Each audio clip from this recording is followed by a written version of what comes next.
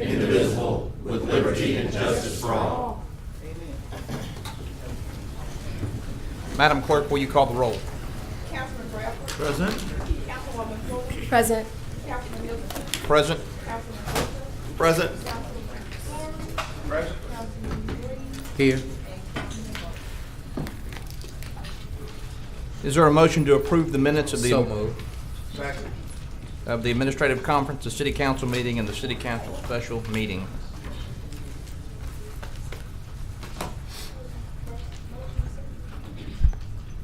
I moved. Flurry second. Flurry second. Gentlemen, I'm trying to figure out how to work the technology here. Take your time, Mr. Chairman.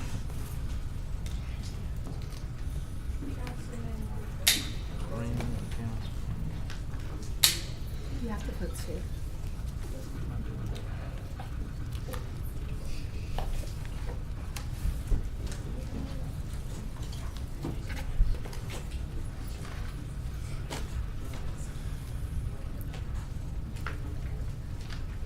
All right, the motion carries with 6.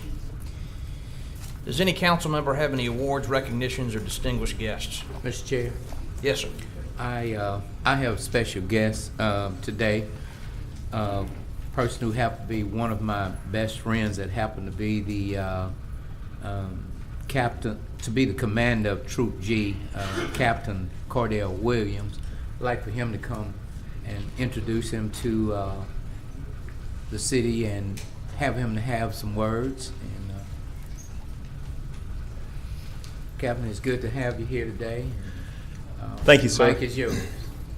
Council Green, appreciate it. To all the guests, to the panel, thank you so much for the invite. Very excited about today. What I'm excited about mostly is a really great working relationship we have with Shreveport Police. You can look to see more of Louisiana State Police serving you as well. So please keep us in your prayers. Thank you so much again for the recognition. And again, at Troop G, we're here to serve you. Appreciate it. And as and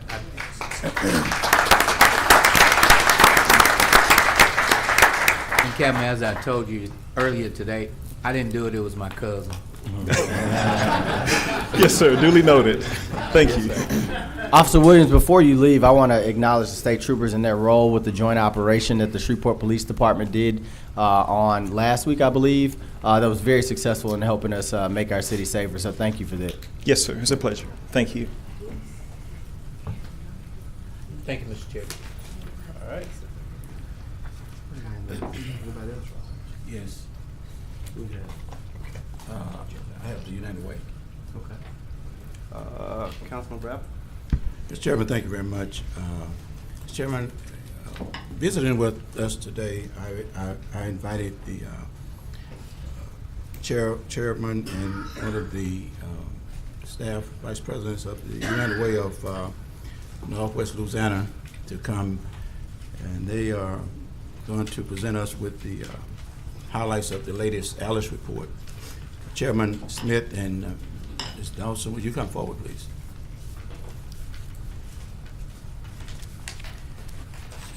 Thank you, council members, and appreciate you giving us a little bit of time to tell you about a report that that our United Way has commissioned. It's called the ALICE report, and ALICE is an acronym that stands for Asset Limited Income Constrained Employed. And so what we're talking about is people that do have jobs, but they're not making enough to be able to support their families, and they don't have a lot of savings, and so their assets are limited, their income is constrained, but they are employed. So this is the third iteration. This is the 2018 report. This is the third iteration of the report. We issue it every 2 years. So what I'm going to do is introduce Rashida Dawson from our staff, and she's going to walk you through the differences, the changes that happened between our 2016 report, which was the last one we did, and the 2018 report. So I'm going to turn the floor over to Ms. Dawson. Wow, I'm a little bit short, so let me go ahead and bring that down. Well, good afternoon. I just want to say thank you so much, Councilman Bradford, for allowing us to come in today and speak to you all about the ALICE report. And ALICE stands for Asset Limited Income Constrained Employed. And what those persons are, these are people who are the working poor individuals in our city, in our state, who actually live a little bit above the poverty line but cannot afford to make ends meet. So they are only one paycheck away from actually going to a major crisis, losing their homes, losing their jobs, being in different health situations. So we want to be able to tell you guys exactly what has changed since then. So what's changed when it comes to the ALICE report? There are different metrics and methodology. One of the things that we like to measure is how much it costs for housing. And this is the basic essentials. The ones that we know that, yes, this might not be the beautiful house that might be located inside of a neighborhood with 5 different bedrooms or bathrooms, but this is just maybe a 1-bedroom apartment, okay? Childcare, also food, transportation, healthcare, miscellaneous items. What's new when it comes to the ALICE report this year is when it comes to technology. Because one thing that we've learned when it comes to our society is that technology is something that's very a necessity, right? I bet everybody up here has a smartphone, and I believe maybe the majority of the audience will also have a smartphone as well. But when it comes to their jobs, they also need that for making sure they can get in contact with their employers. It might be because if they need an email access. So we wanted to be able to add that fee to it. And then also the taxes were a little bit different for this year. They wanted to make sure that it was updated with the tax foundations instead of the state level taxes services. Okay, I know this is a little bit small because it did not look like this when we were going ahead and pull it up, but of course that's what technology is. So when it comes to the ALICE and poverty households in Caddo Parish, in 2016, ALICE households were about 25%, and the state average is about 22%. Those who are in poverty, as far as those households in 2016, was 23%, with an average of 19% for the entire state. In 2016, 48%, basically almost half of Caddo Parish was considered ALICE or in poverty. However, when it comes to 2018, these numbers have definitely changed, and unfortunately they have gotten worse. Now, ALICE households is about 29%. And then also the households that are in poverty is 24%, with a total of 53%, which has increased over the past 2 years. When it comes to Shreveport, compared to 2016, it was 49% when it comes to ALICE households and those who are in poverty. And now in our 2018 report, it is reported that 56% is now in Shreveport considered as ALICE and are in poverty. As far as the median income for Caddo Parish, and this report is parish-based, in 2016, it was about $39,000 that was needed for the median household income. And in 2018, the report is $37,000 when it comes to the income coming in. That means that expenses are getting higher, but our wages are getting lower. And then things are becoming more expensive, but we're not being able to have ends meet. When it comes to the household survival budget for Caddo Parish, for a single person in Caddo Parish in 2016, about $17,000 was needed just for the minimum baseline necessities of the housing, the food, the transportation. The state average was about almost $17,000. For a family of 4, that includes 2 adults, an infant, and a preschooler, $46,000 was needed for just that minimum. In 2018 now, for a single person, in order for you to have the bare necessities, you need to make at least $20,000. And for a family of 4, you need to make almost $58,000 per year. So what are we doing when it comes to United Way as a whole? We have a few financial stability programs, because one thing we do know is that not only does it take just one person, one entity, but it definitely takes multiple people as far as partnerships. We need local government, we need our communities to come together to be able to have programs. Currently at United Way, we use the ALICE report to be able to gear towards our programs around that. One of our programs is called Bank on Northwest Louisiana. Basically what we do is that we try to help people get banked As far as those who cannot get a bank account, who may have messed their accounts up in the past, we want to be able to do that. That program was started by the City of Shreveport's Department of Community Development back in 2013. Good Lord, that program is a little bit old now.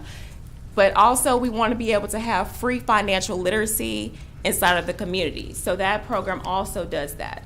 We do free tax preparation programs because as of maybe, 2.5 weeks ago, it is officially tax season. But what we've noticed, taxes can cost a lot to get them done.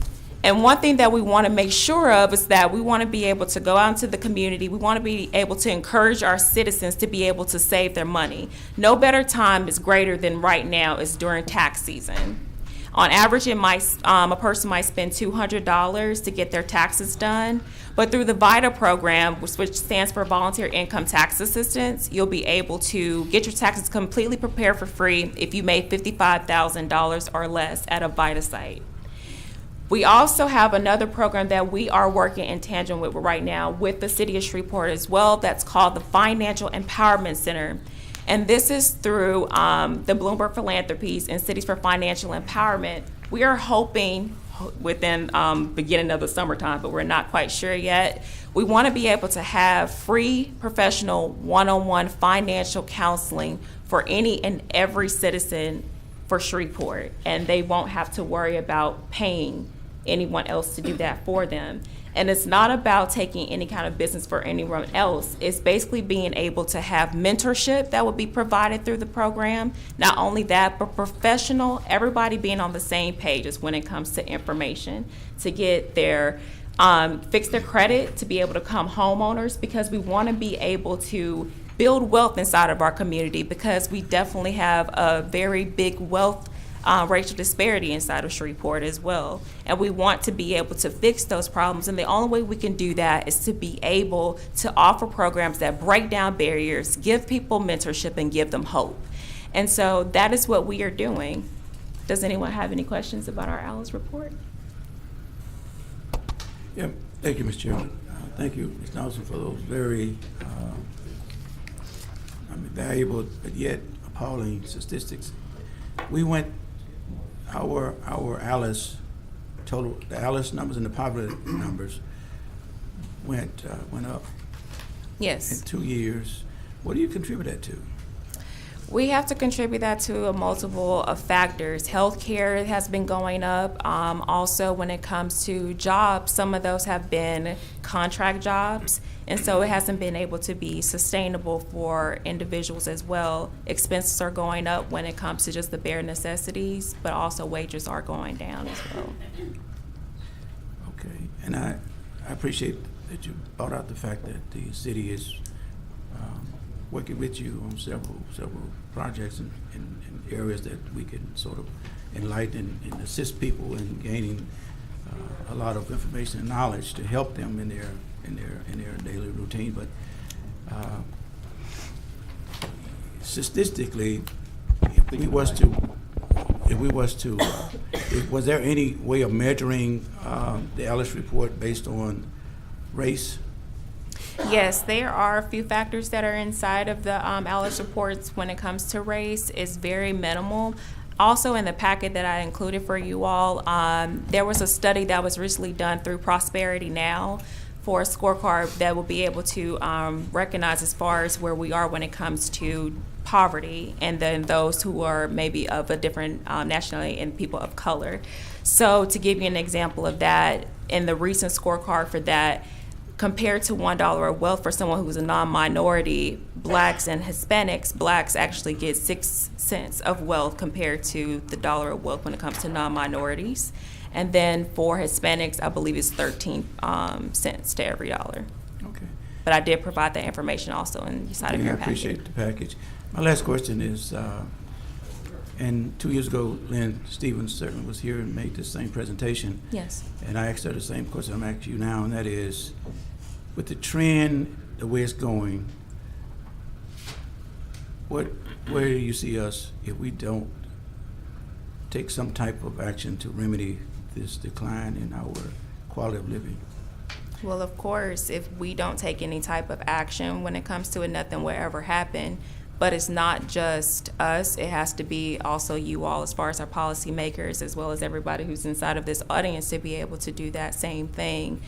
We have to be able to recognize and be able to partner with one another and not say this is just our program. We have to find ways and able to be advocates for it, be able to speak about it. We have to be able to help fund these efforts.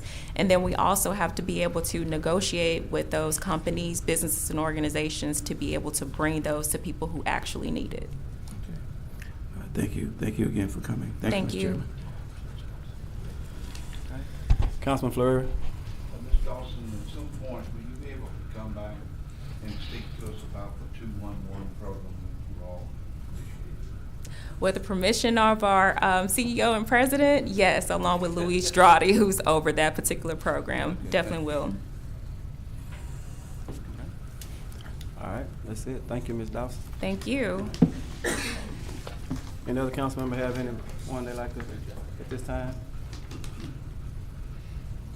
Seeing none, Mayor Perkins. Yes. First, I'd like to express my condolences to Councilwoman Fuller, who lost a parent over the past week. So, my condolences from myself, my staff, and the city of Shreveport. We truly mourn for you and wishing the best for your family. Next, I'd like to talk about myself and the governor and Mayor Walker were able to go to the Louisiana Hayride this weekend and acknowledge the fact that we had a Grammy nominees and a winner from the local area. We even sang "You Are My Sunshine," which is the state song. I figured that out when I was on stage, so you can imagine how that went for me. But but it was great to be there and to acknowledge the very important role Shreveport has played in musical history. I mean, Elvis Presley wouldn't have had his start had it not been for Shreveport and the Louisiana Hayride and the Municipal Auditorium. And I concluded my remarks there saying it's great to look back at what Shreveport was. And that really should show the community what we can become going forward. So that was an honor, and we're looking forward to acknowledging the Grammy nominees and winner later this month at a city council meeting. Next, I'd like to bring up the airport staff. They're here.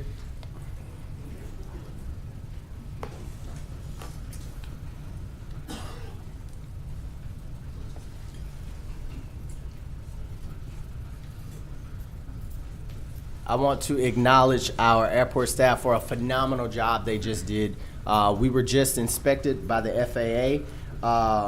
They did their annual 139 inspection.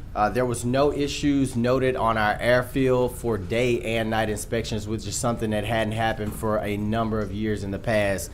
So the staff in front of you are the staff that did a very excellent job and are responsible for that. And it really goes to show the excellence that is out at our airport and the potential that we have to grow. So I just want to give them a round of applause for that.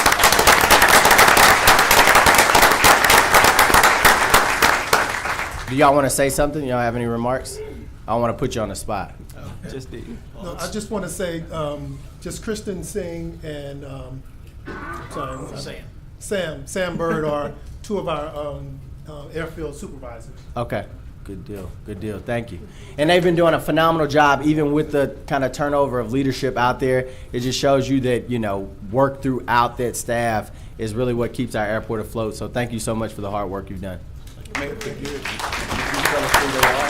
Oh, excuse me. Sorry. Bring you back one more time. Can you let the council members, can you state your names for the council members and the audience? And the role and your position? Hi, I'm Kristen Singh. I'm an airport operations supervisor at Shreveport Regional Airport. My name is Samuel Bird. I'm also an airport operations supervisor. All right. That's it. Awesome. Thank you. Thank you. And I didn't do the work. My name is Charles Wall. I'm the senior manager responsible for capital planning and development at the airport. Good deal. Thank you. Thanks, Charles. Stacy Kuba, the interim deputy director, and Tom Jones, our interim director, are off at a conference right now, but they were the leadership out there at the time when this inspection was conducted, who couldn't be with us today. The last point, Chairman Council, is Property Standards is doing sweeps in neighborhoods throughout the city. Terrence, are you here? Yep. Our director, Director Green is here. He'll be notifying you whenever he's in your neighborhood. I was fortunate enough to be able to go out on a sweep and was joined by the police chief, Ben Raymond, with Councilwoman Fuller a couple of weeks ago. And we had a very, very positive response from the community when we were out, and people were very excited to see that property standards are going through their neighborhoods and really cleaning up the neighborhood. So I just wanted to point that out. Terrence, you can say anything if you want. Oh, well, tomorrow morning, Tomorrow 8 morning, o'clock, 8 o'clock at Airport Park. Airport Park. Amen. Dumpsters will be on site. Bring your tires, bring your trash. Did you say 12 o'clock? No. Dumpsters will be there At 8 from o'clock. 8 All to right. 4. We'll So, be there. All right. Thank you. Okay. Good deal. Thank you, I thought I Terrence. saw Lester Smith. You could join us with it. Oh, He said he'd be there. Okay. thanks. All right, Chairman, that's all I got. All right.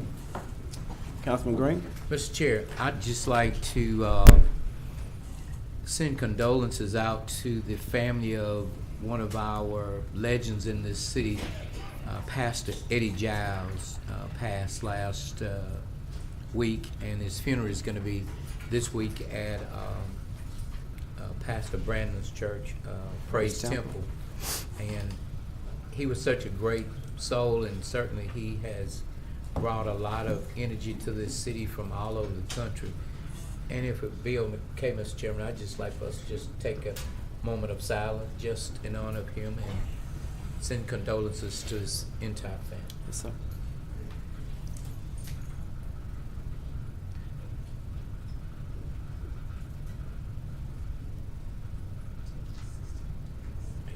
Thank you, Mr. Chairman. Thank you. All right. Mayor Perkins, any other communications at this time? Not at this time. All right. Does any member have any questions or concerns relative to property standards? No. We took care of most of that. Took care of Broadway yesterday, right? Yes, sir. Okay. All right. Thank you, Mr. Green. Just wanted to see you walk up. Ms. Jones emailed the revenue collection plan. Anyone have any questions about that, please forward her the email or something. Ms. Creel should have sent the surety bond. We got that from you. Speak up. Mr. Thompson, is there any legislation to be added today? No, we have none, Mr. Chairman. Okay. Chair, they can't hear you. I just moved my mic. I heard somebody holler, speak up.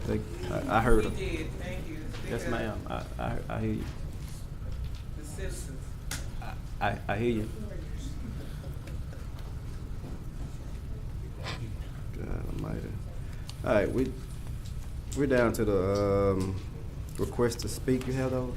I do, Mr. Chairman. By my count, we have more than 30 requests to speak at our meeting today. And I will, as I indicated at the last meeting, do my very best to keep time and order this process fairly.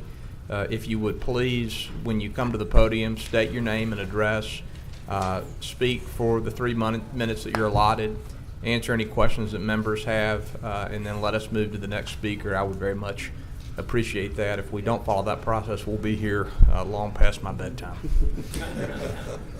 So with that, we will start with Mr. Sammy Mears. Sammy Mears, 1901 Centenary Boulevard, Shreveport, 71101. Good to see everybody here today. I do come with a concerned matter that was brought to my attention. A number of people that have talked to me said that they were not going to be able to deal with the $18 fee for the solid waste collection, and the reason is that when they're on a fixed income, it's really hard for them and they feel like it really won't work. It was just like a few years ago when people would call trying to sell products over the phone as phone solicitors, and the people who were then and even today on a fixed income said they could not afford it. As far as the situation, they just feel like the $18 may not work for them in this case. So maybe another compromise might be able to work out. That's why I was thinking to myself, would $2 or $3 be anything different? Because if you try to think about that, maybe if you try that out and find out that maybe a $2 or a $3 fee would be better for the solid waste collection, and it was just told to me, and I just thought I might bring it today to share it with everybody here. Thank you, Mr. Mears. James Carstensen.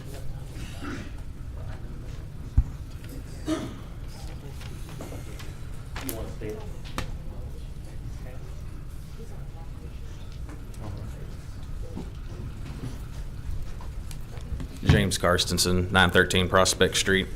I had two requests. Which one do you want me to speak on first? I have your request concerning the temporary use permit for the rock crushing facility. Right. I think that one's pretty simple and pretty quick, so I'll try to save some time. Okay. And I'm sorry, Lavette, I'm not nearly as prepared as I should have been today for Mr. all the stuff I wanted to talk about. The chairman has suggested to me that we delay those until that appeal is heard. Delay that one? Yeah, but if you proceed to your next one, that'd be great.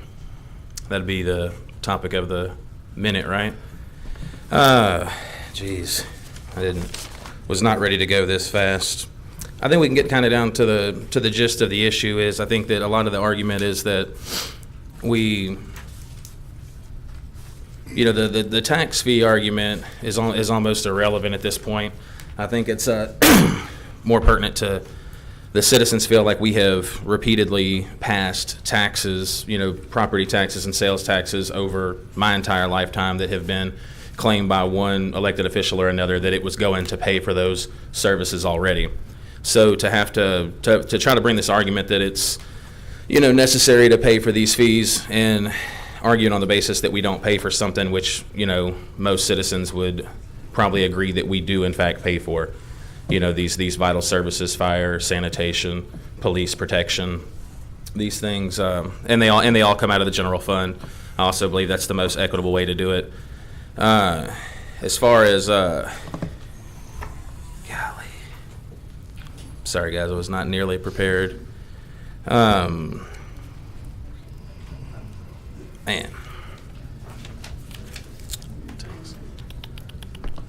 and time's ticking away.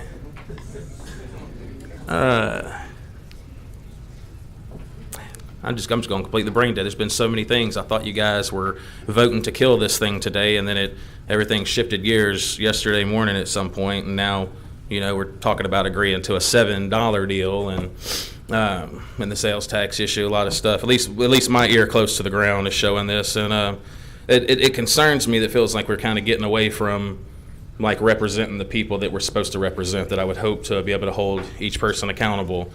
I think that. Well, last month, some point, I said the same number, the 56% of these households in Shreveport, not the Caddo number, but Shreveport, living at or below the poverty line. It's preposterous to think that we have more than half of the people that literally can't afford any extra things. So further burdening the citizens, there's literally maybe one or two districts that might have a majority of their people that could actually afford throwing out an extra $200 in the first place. But I know we've reduced the amount down, and those things change. But I feel that as far as the fee, I think the vote should still be to vote it down, or at least delay it long enough to get better information and not fall for the bully tactics of saying that it's that we have enough information, which we clearly don't. Otherwise, this House probably wouldn't be packed today. We would already made our decisions. So I hope that you guys will hold off and do what's right and vote the way that your constituents would like you to represent them. That's all I have on that. Thank you, Mr. Carstensen. Lester Smith.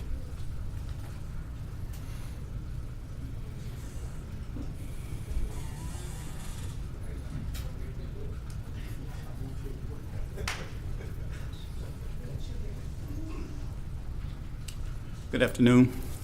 Lester Smith, 4148 Theo Street, Shreveport, Louisiana. I'm here on that garbage fee. I think the $18 is a little steep. And I guess in the last week, the council has met, or Mr. Fleury had a meeting, or whoever had a meeting, they come up with a compromise plan. And I know we have to support something.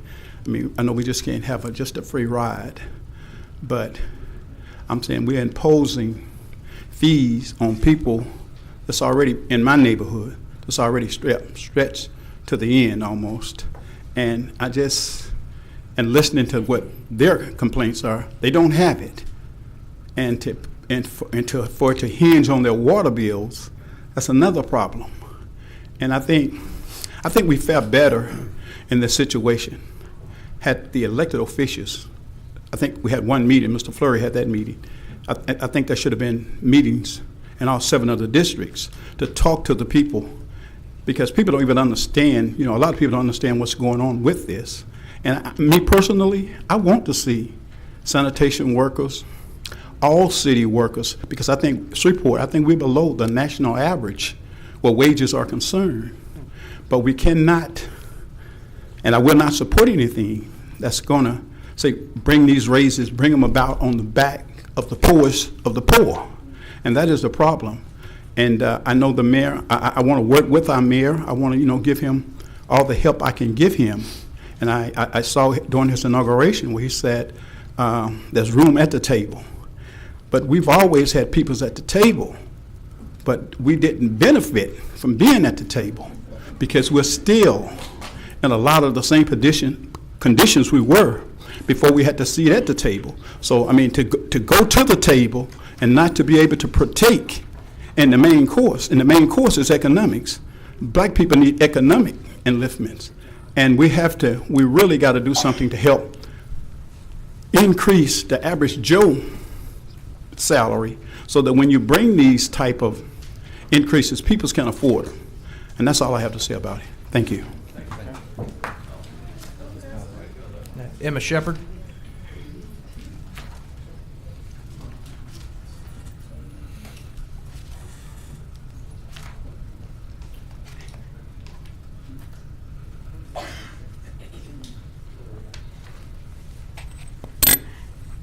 Good afternoon, Mayor, Council, the Chairman, and the Council. Thank you for allowing me to speak today on this. Ms. Shepherd, if that's I'm so sorry. There's a small one there you could bring up, the one on the end. We can hear. Yeah, you can put that on the podium if you will. Oh, that's just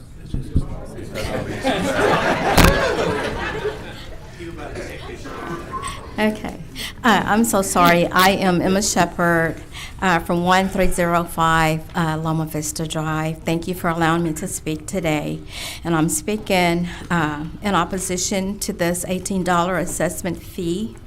I want the people who work in the sanitation department to know that we really do appreciate the good job that they do. And no, I don't doubt that they need a pay raise. However, I am against this because I am a retired person on a fixed income, and this will deeply impact my well-being. When I envision what could happen if this passes, I may have to choose between paying for my asthma medicine or paying for the garbage. Being retired, sometimes it's 8 to 10 years before we see a cost of living increase. And some of us are still trying to adjust to the sewer and water increase that we've been paying. I know it will adversely affect other people who have low income. So please go back and do all that you can to find other ways to fix this. Look at all the people this will hurt. And the report that we just got from Alice, I think you can see what we're talking about when the people that will be most affected. I beg of you today to please vote this action down. Thank you. Thank you. King Kraft.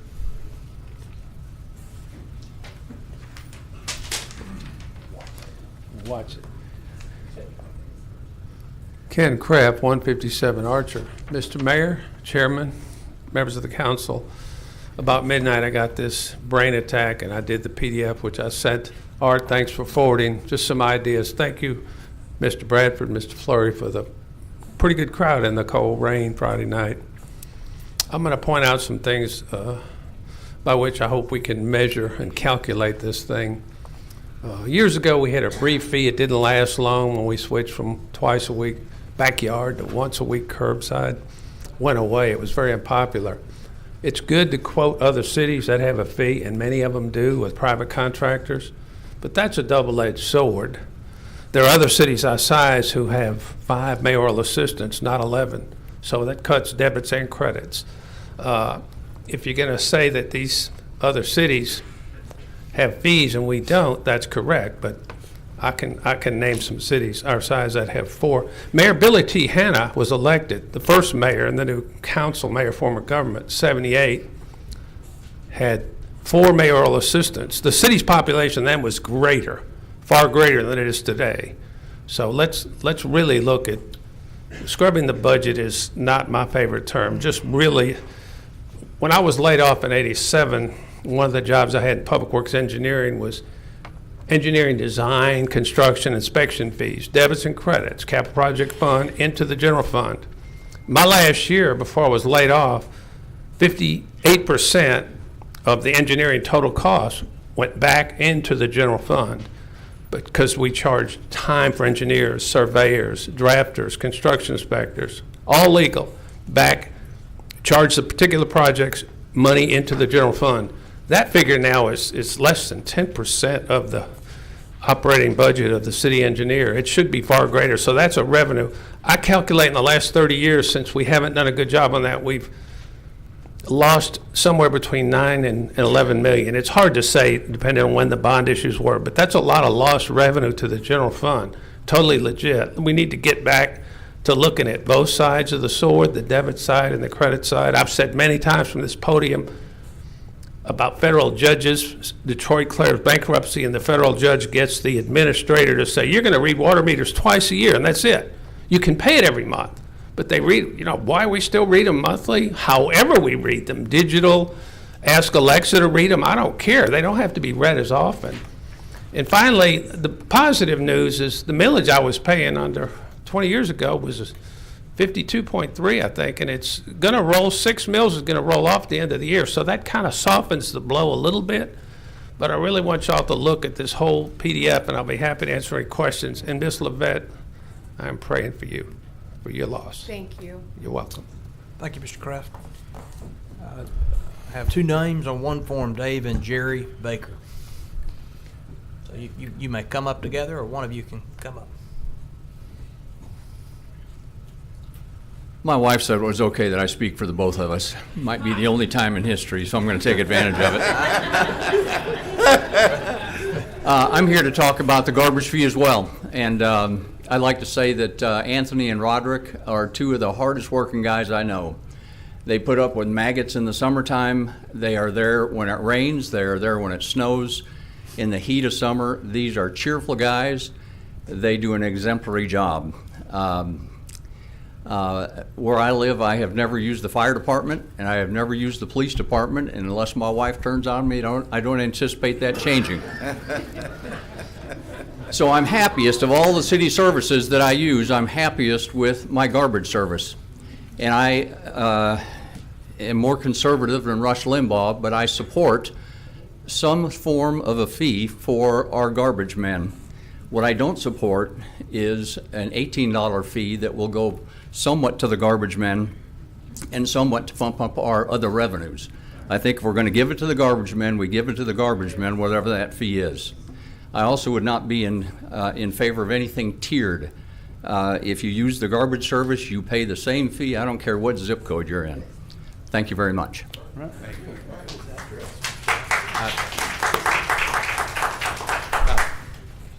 I'll say for the record, Mr. Baker's address is 9974 Mary Knoll, according to his form. Craig Lee.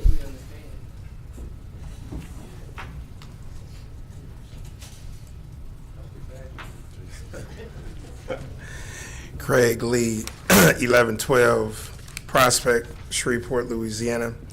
I'm real glad that Councilman Bradford had the professionals from United Way to come talk about the Alice report, because that ties directly into the first aspect as we deal with this $18 fee or even subsequent amendment to it. There's a fallacy that has basically been put out by the administration, and I'm glad when we walked in today, you see the big sign that talks about Caddo Parish Commission's AAA bond rating. So the premise is that if we now increase reserves, that's going to stimulate the bond rating, which is then going to activate or stimulate economic development. Well, we can see from Caddo Parish Commission, Dr. Wilson and the Caddo Parish Commission does a great job. But guess what? We have a AAA bond rating. They have great reserves, and they have $100 million. But guess what we don't have in Shreveport Caddo? Economic development. So that's a fallacy. So these are theories that don't work, because the Alice report talks about that 56%, and the culprit for that, I'm going to say this to you again, I'm going to keep on saying this, is white supremacy racism, because that's what Shreveport has been founded on, and until that is eradicated, you're going to keep on having that. So that's number one. Number two, Mayor, and any proposal that you have, I'm not a colleague of former Mayor Tyler, but the one thing I can say in terms of her $12 proposal, it came very detailed, and it was presented to the council, and it was presented to the public. We have not seen anything like that from this administration. It laid out everything thoroughly, where all of the funds would go. We have not seen that, and there's a fallacy that these resources are going to go primarily to sanitation workers, and that's not the case. It is going to be divided. So if we're going to do anything, it needs to be highly detailed. And lastly, sanitation is but one component of the union that they are part of. There are other workers, classified workers, that are part of that who also need a raise. And I don't know any union that allows for one segment to get a raise and another segment to not get a raise. So that's something that really needs to be focused on, because we have classified workers in SPAR, the water department. All of these are hard workers, and I am definitely an advocate since 1997 for sanitation, but all of these classified workers who are low paid need to also get a raise. Thank you. Michael Williams.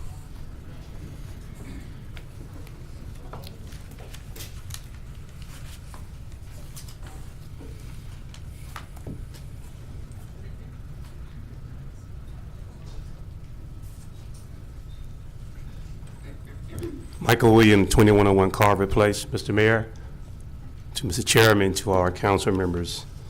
You know, I'm excited about being in Shreveport because we have a rich heritage and a bright future. I see that a lot of comments have already been said about what I've said, but I'm going to say that I really want to support the sanitation worker, because I remember reading about a man came to Shreveport named Sam Cooke, said a change will come, and I hope the change has come. Soon will we see people that are working in these departments finally get the just due that they need a raise. These are the same people that work for you, that vote in this community, that shop in our mall, that go to our church, that buy our food. All of the same people that provide this service. So they are not aliens coming into our community. They're not immigrants. They are here, and they've been there and dedicated their life. Where they can go in the private sector and make more money. I believe if you pay, they will stay. So in order for us to continue to move forward, I think you guys have, ladies and gentlemen, have done a great job of rationing out and meeting other minds that maybe came with a compromise, some common ground with feet. We recognized by the Allison report where we at in our time in Shreveport. Hopefully one day we can get up to the economic highest degree where people can create jobs and opportunity, and we can have not only have the have, but have the have-nots, and make a connection where people can afford to pay fees. But in the meantime, we continue to have these discussions and a very good debate in order to be in a city of inclusion. We must remember the people at the bottom. The people at the bottom are only going to rise, you know what I mean? So we have to learn to work together, and I hope that you guys have came to a conclusion that there's some type of fee would be assessed that's meaningful and respectful to the environment and the culture that we're living in right now. So with that being said, I pray that something will be done that say to do nothing and sit on the sideline and watch our bond rating. I was also a parish commissioner at the time where we had that surplus and we had that bond rating. So I believe if Caddo can do it, Shreveport can step up to the plate and do it as well. So I pray that you would do that and support this fee. Thank you very much. Parker Brown.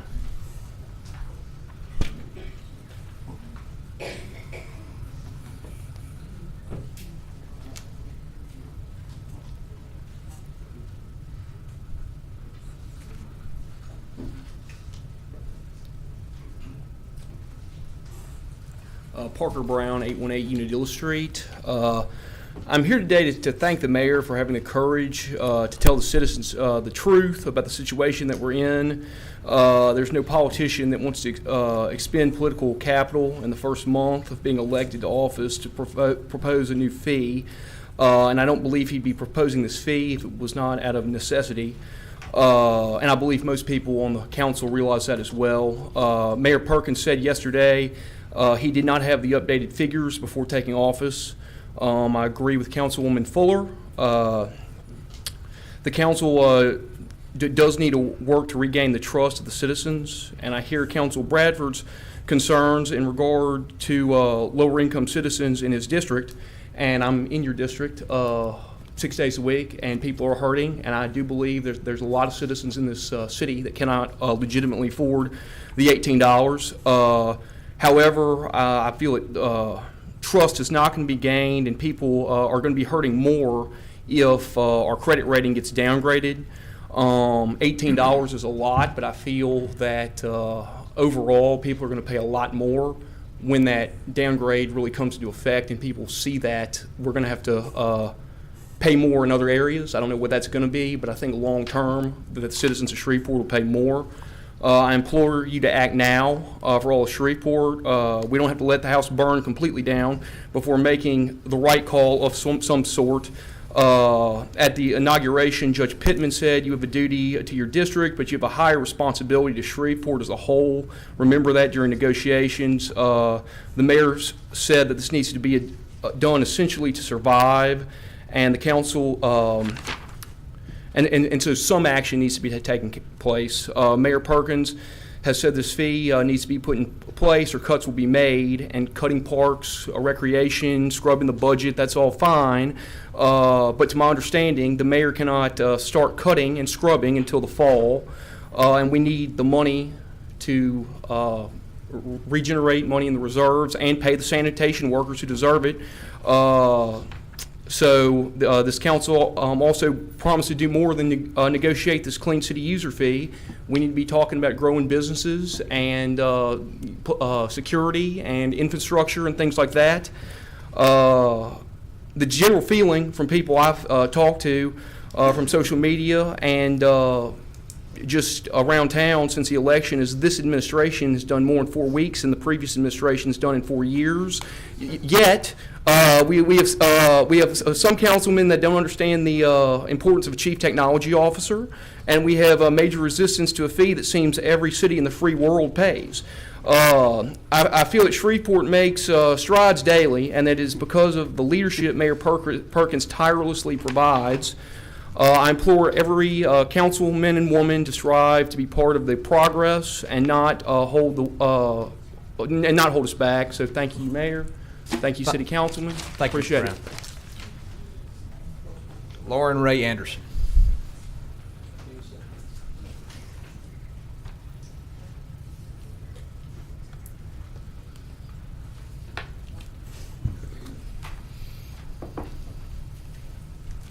Hello, Lauren Anderson, 247 East Lister Street.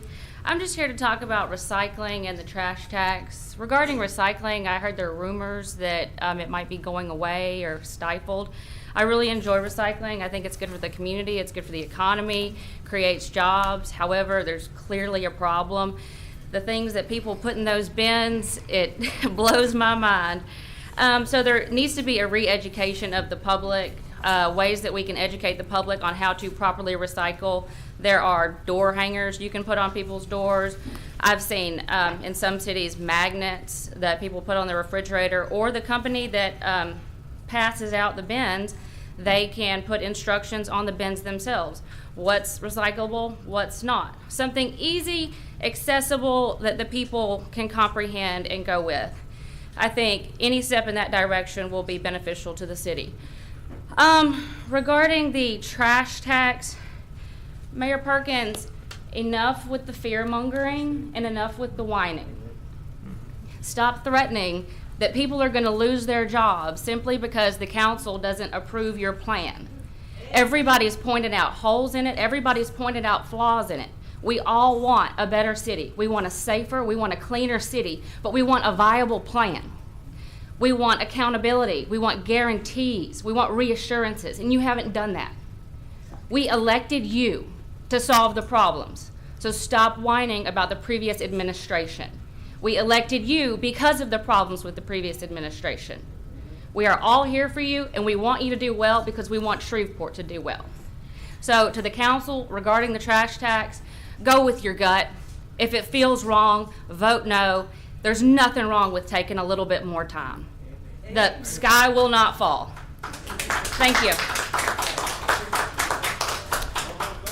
Rob Broussard.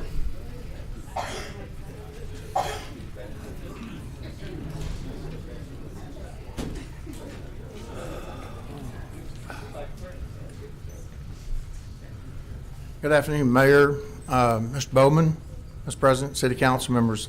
Before I begin speaking, I would like to ask you to, if you have your cell phone, to get it out and click on the calculator. Will you tell us your address, Mr. Broussard? Okay. Sorry. 451 Sandifer, Shreveport, Louisiana, 71105. Okay, thank you. Ready? Okay. I think we talked about two issues here. We talked about the fees and raising money for our general budget. I think there's two different things, and I think that we need to separate them and talk about them individually. And when we talk about them individually, I'm behind both of them, okay? But I think that rather than come and gripe, and I want to offer a solution, and that's where this comes from. You know, we're talking about a fee here, okay? So let's look at our water bill and look at a fee that's on there that has puzzled people for years, and that is the security fee. The security fee is 50 cents a month for 65,000 water-paying customers, okay? So if that is going to produce approximately $3,250 if we take a quarter of that fee, okay, and we give it to the sanitation workers by giving them a $5 an hour raise, okay? We know that under Mr. Woods, he said that there were 35 dumpsters. So that means there's 70 workers on those trucks. If you gave them over a 40-hour week, if you gave them, if you looked at the money that it would cost to give them $5, you're looking at $14,000, okay? We raised $35,000 with a fee on security. We have the Shreveport Police and the Cattle Parish Sheriff's Department that could provide the security that we need for our water department. I think it's something we need to look at, okay? But the fee, by giving them $5 an hour, we put $3 in their pocket, and we use the other $2 to pay for accrued liabilities like health care, retirement, et cetera, et cetera. So we need to take a look at that and say, you know, when we give this raise, how much of it goes actual to salaries and how much of it goes to benefits that are needed like health care, retirement, et cetera, because that's part of the formula too. Now, $5 an hour, and we could use a quarter out of the money that we get from the fee for security. We save the city money, and we've addressed a fee that puzzles everybody. Security.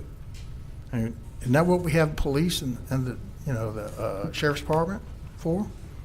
So anyway, I want to commend Mr. Perkins, Mayor Perkins, and our councilman for not kicking this can down the road. I will support you in whatever decision you make, but I think that if we look at that one thing that's been sitting right there in front of us, it makes the point. And then the last thing I'm going to say is that, has anybody asked, what is a decent wage? What is a decent wage? We talk about giving our workers a raise. What is a decent salary for sanitation workers? No one's asked that. Thank you, Mr. Broussard. Thank you all. I appreciate you giving me the opportunity to speak. Thank you. John Perkins.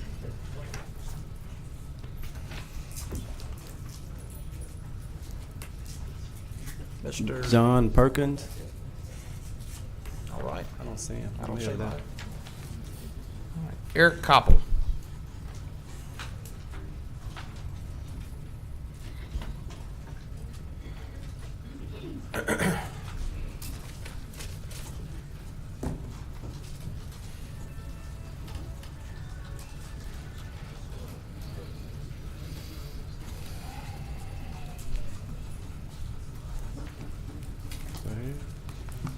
Mayor Perkins, Chairman Bowman, Councilman. My name is Fred Kent. I'm at 11018 Helens Way. My office is at 470 Ashley Ridge. I was going to actually speak also with Eric Koppel. Eric Koppel, 3041 Newberry Lane. And Tim Rayleigh, 7610 Tampa Way, in our office at 470 Ashley Ridge Boulevard. Thank you for allowing me a chance to speak. I wanted to discuss the City of Shreveport Property and Casualty Insurance Program.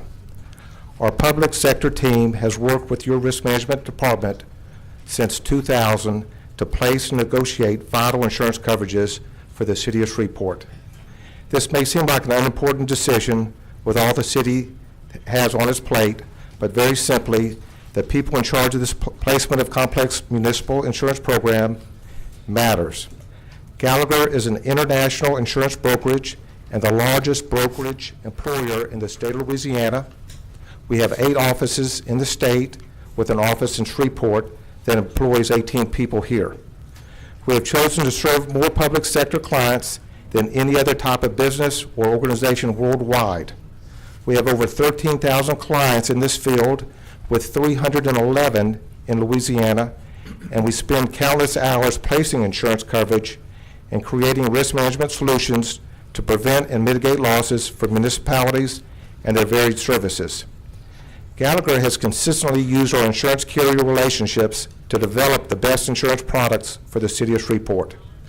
In addition, we employ our staff and resources, loss control, claim advocates, in-house legal, policy review, analytics, to assist the city's legal and risk management departments. Gallagher has trained over 500 city employees in new safety initiatives. We collect, develop, and categorize claim data for training and loss prevention efforts, and we review contracts to make sure the risk is transferred effectively in agreements with vendors, contractors, and subcontractors. All this goes into saving the taxpayers a huge sum of money in the form of better insurance cost, and more importantly, prevention of losses and never-ending lawsuits that can cripple the city with legal bills. With this knowledge and all these important services and resources, we were very surprised to actually receive a broker of record letter naming an out-of-state agency as the carrier on all of our insurance policies. And we were very disappointed where we were not even brought to the table to actually show our services and whatnot. We actually have provided a little schematic to actually talk about Gallagher and who we are. And I was going to go ahead and turn it over to Eric Koppel to talk a little bit about processes. Eric Koppel, 3041 Newberry Lane, Councilman and Women and Mayor. I was sitting back here listening to the comments on the sanitation department, and really, I kind of hold on 1 second. Go ahead. So they all 3 signed up to speak. Can we just hear them all in one? Yeah, I mean, my motion is to give them a total of 9 minutes. Okay. Good. Okay. Sorry. Go ahead. No problem. I just really wanted to tag on to something the gentleman in the nice blue suit back here said.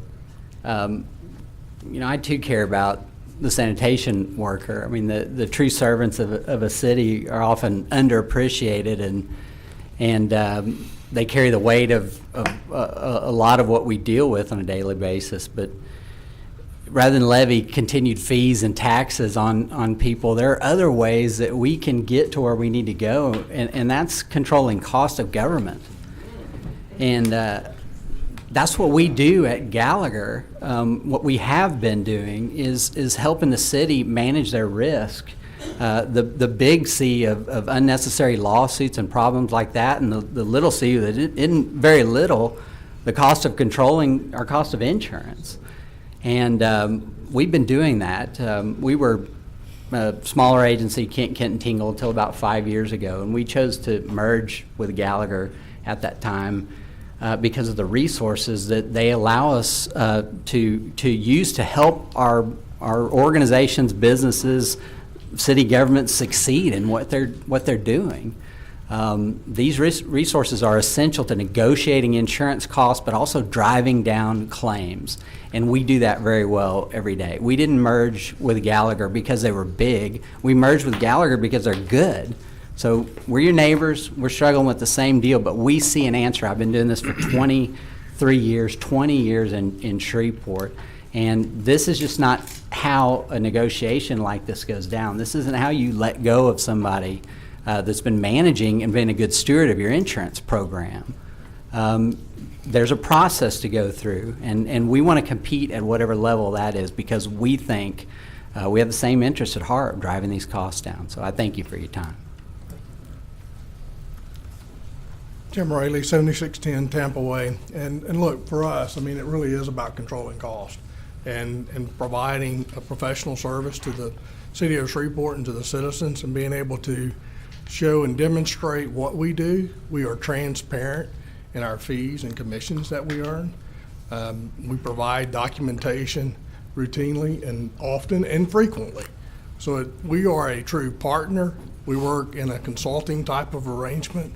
Are we paid for a service? Yes, we are. We deliver the services. And our goal is to help the city of Shreveport control cost and effectively. And for us, you know, it's important who you do business with. We're a partner, and we feel like there should be a prudent process for the selection of who you do business with. It should be public, and it should be open, and it should be transparent, and that's what we're seeking. I'd like to see if there's any questions for any three of us. Yes, Mayor Perkins wants to respond. If there's council members that want to speak first, I'll let you go. Okay. So I'm glad you guys came to talk today, and I really appreciate the breadth of your company, the corporation that you're a part of. I'm personally trying to build corporations here in Shreveport. So I'd like to start off by telling the public about the process. So Gallagher has had service with the city for 19 years. Risk Services is our other department, and they had the contract with the city for over 30 years. There's never been an RFP process at all, except for in 2006. And that RFP process, actually documentation showed only one person bid for it, and the RFP was in March. The services started in January. So there has never been a competition whatsoever in the free market between you and your competitors. So what we've done is, again, I've talked to industry experts who have provided me documentations outside of the one piece of paperwork that we had to make the decision based on was the faulty RFP. And your competitors have said that the city can save money. You can hear from the audience today, you hear from me that the city is cash strapped.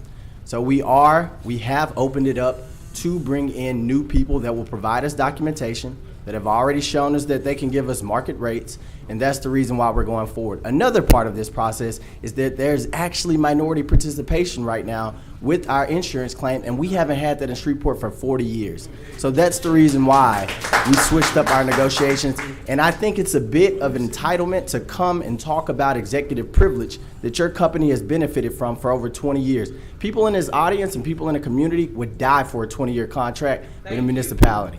Thank you.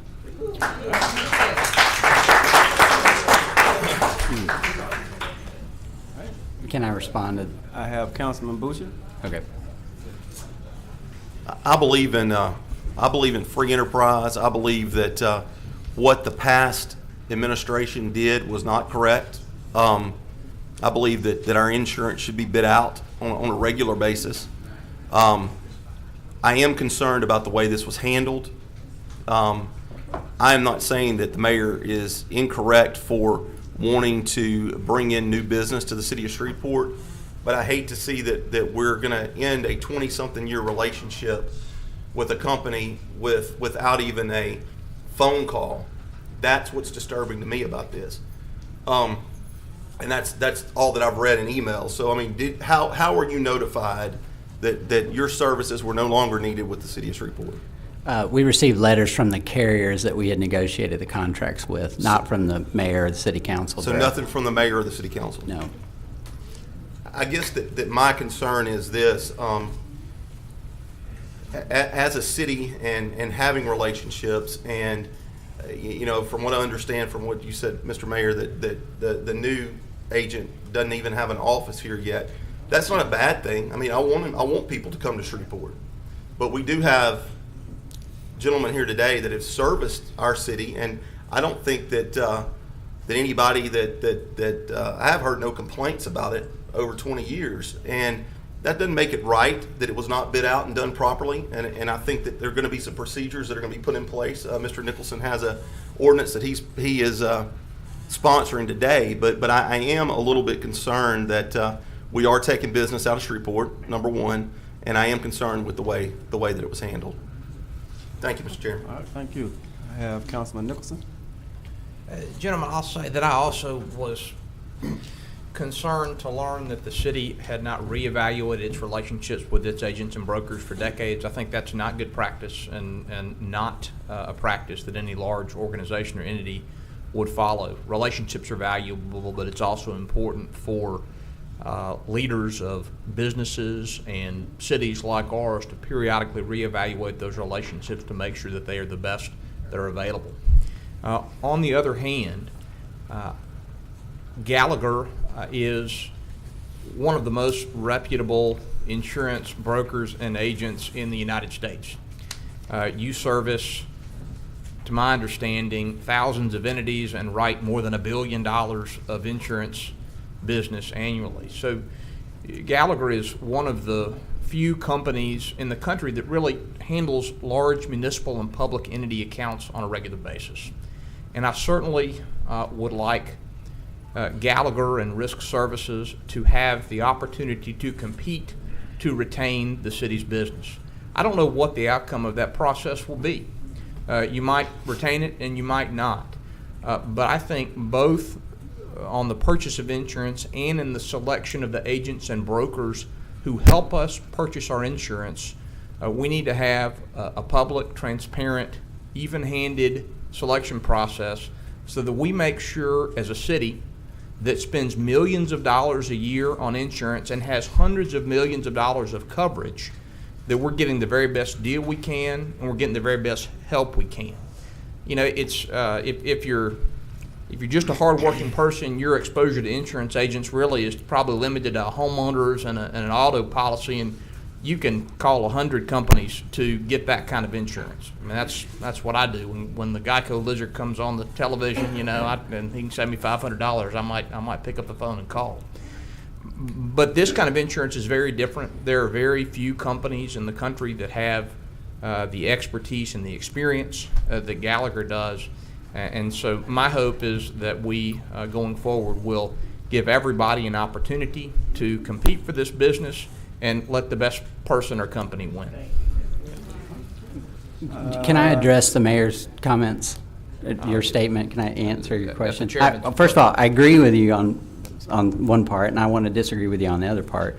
RFP that you referred to, request for proposal, is a process of interviewing candidates, and we did not get the opportunity to participate in an RFP process as we understand it. And Gallagher may have had the insurance for a long time, but as I mentioned earlier, we've only been part of Gallagher for 5 years. We were Kent, Kent, and Tingle before that. And I can't speak to that history really. But I do want to agree with your latter statement. The insurance industry is woefully misrepresented with minorities at this time. I agree with that. And we're woefully misrepresented with young people also. It's something that the industry is working on feverishly. And as Kent, Kent, and Tingle, as a small agency, that would have taken a lot of training. We didn't have the resources to create a training program, but with Gallagher, that's one of the things that we're able to do now. And what they're doing, I challenge everybody in this forum to look up what Gallagher is doing to be more inclusive at this time. And it's something that we're very proud of. So I want you to know that. All right, I have Councilman Fleur. Yes, I just wanted to say that I know Mayor Perkins is a very strong persuader, and I would just hope that maybe in the future, if we have an RFP, that he would stipulate, hey, I want some fair share participation, and going forward, maybe we can learn from that today. We actually do have 11 African Americans that are employed with Gallagher in the state. We also have gone out to black colleges and recruited heavily, and we're also investing in exactly what Mayor Perkins wants. I've actually been here 59 years, or born here. I'm 59 years old.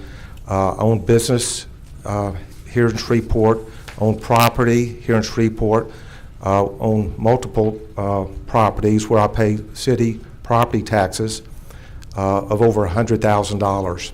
We actually have, it's kind of interesting, we had United Way here. I was campaign chairman of United Way. We raised over $3 million when I was campaign chairman. I was president of Goodwill Industries. I've been president of our congregation. I've been president of the Independent Insurance Agents of Shreveport. I've tried to give back to the community every chance I can. And with that, I think I'm actually on your side. I'm working on behalf of the city of Shreveport every day. Thank you. Okay, Mayor Perkins. Yeah, just to conclude my remarks, well, thank you for your efforts, but you acknowledge yourself that minorities aren't very represented in the insurance industry, and that problem will remain if we don't build capacity within the insurance industry, and that's just throughout the city. This is the step to do so, but I do want to address process because that's something that I left out. So, Councilman Boucher, I appreciate you bringing it up. The process by law right now, my administration is actually in a higher adherence to that process than any previous administration. I've sat down with my attorneys and we've gone through the books. The ordinance requires that allows for the mayor to unilaterally be able to choose the agent of record for insurance, and Councilman Nicholson is proposing legislation to address that. Outside of that, there should be an RFP process every year, every single year when actually going out to get the insurance. It's a bit disjointed because it doesn't make sense to hire an agent of record and then have the city do it. So the agent of record should assist, and we're going to look at making an amendment to the ordinance to make it make a little bit more sense. My problem is that there has never been a legitimate RFP with your company. I don't have that documentation, and when making the decision to switch over, again, there was a process that, again, unilaterally out of the mayor's office, I did my due diligence, unlike the previous administrations, to choose a reputable insurance agent of record that could save the city money and, again, get to bigger issues that have been brought up today about minority participation and minority capacity within the city. Thank you. And I can appreciate that. All we're asking for is an opportunity to compete. And what you did was hand the business that we had created and the things that we had negotiated over to somebody else. There was no RFP process. Again, the privilege that you benefited from is the same privilege that I exercised. But is that what a prudent mayor would do of a city this size? Absolutely, because I did my due diligence. Well, Yeah, Mr. Chairman. that's time. No, Mr. Chairman. Yeah. Mr. Chairman. When you finish answering, then that's the end of it. That's time. If you finish, Mayor, that's it. No, I'm fine. Okay. Next speaker. Thank you, thank you, council. gentlemen. Thank you for the opportunity to come. Thank you, Mayor. Appreciate it. Rob Eppers. May I mention one last thing? Mr. Kent, thank you so much Thank for you. coming.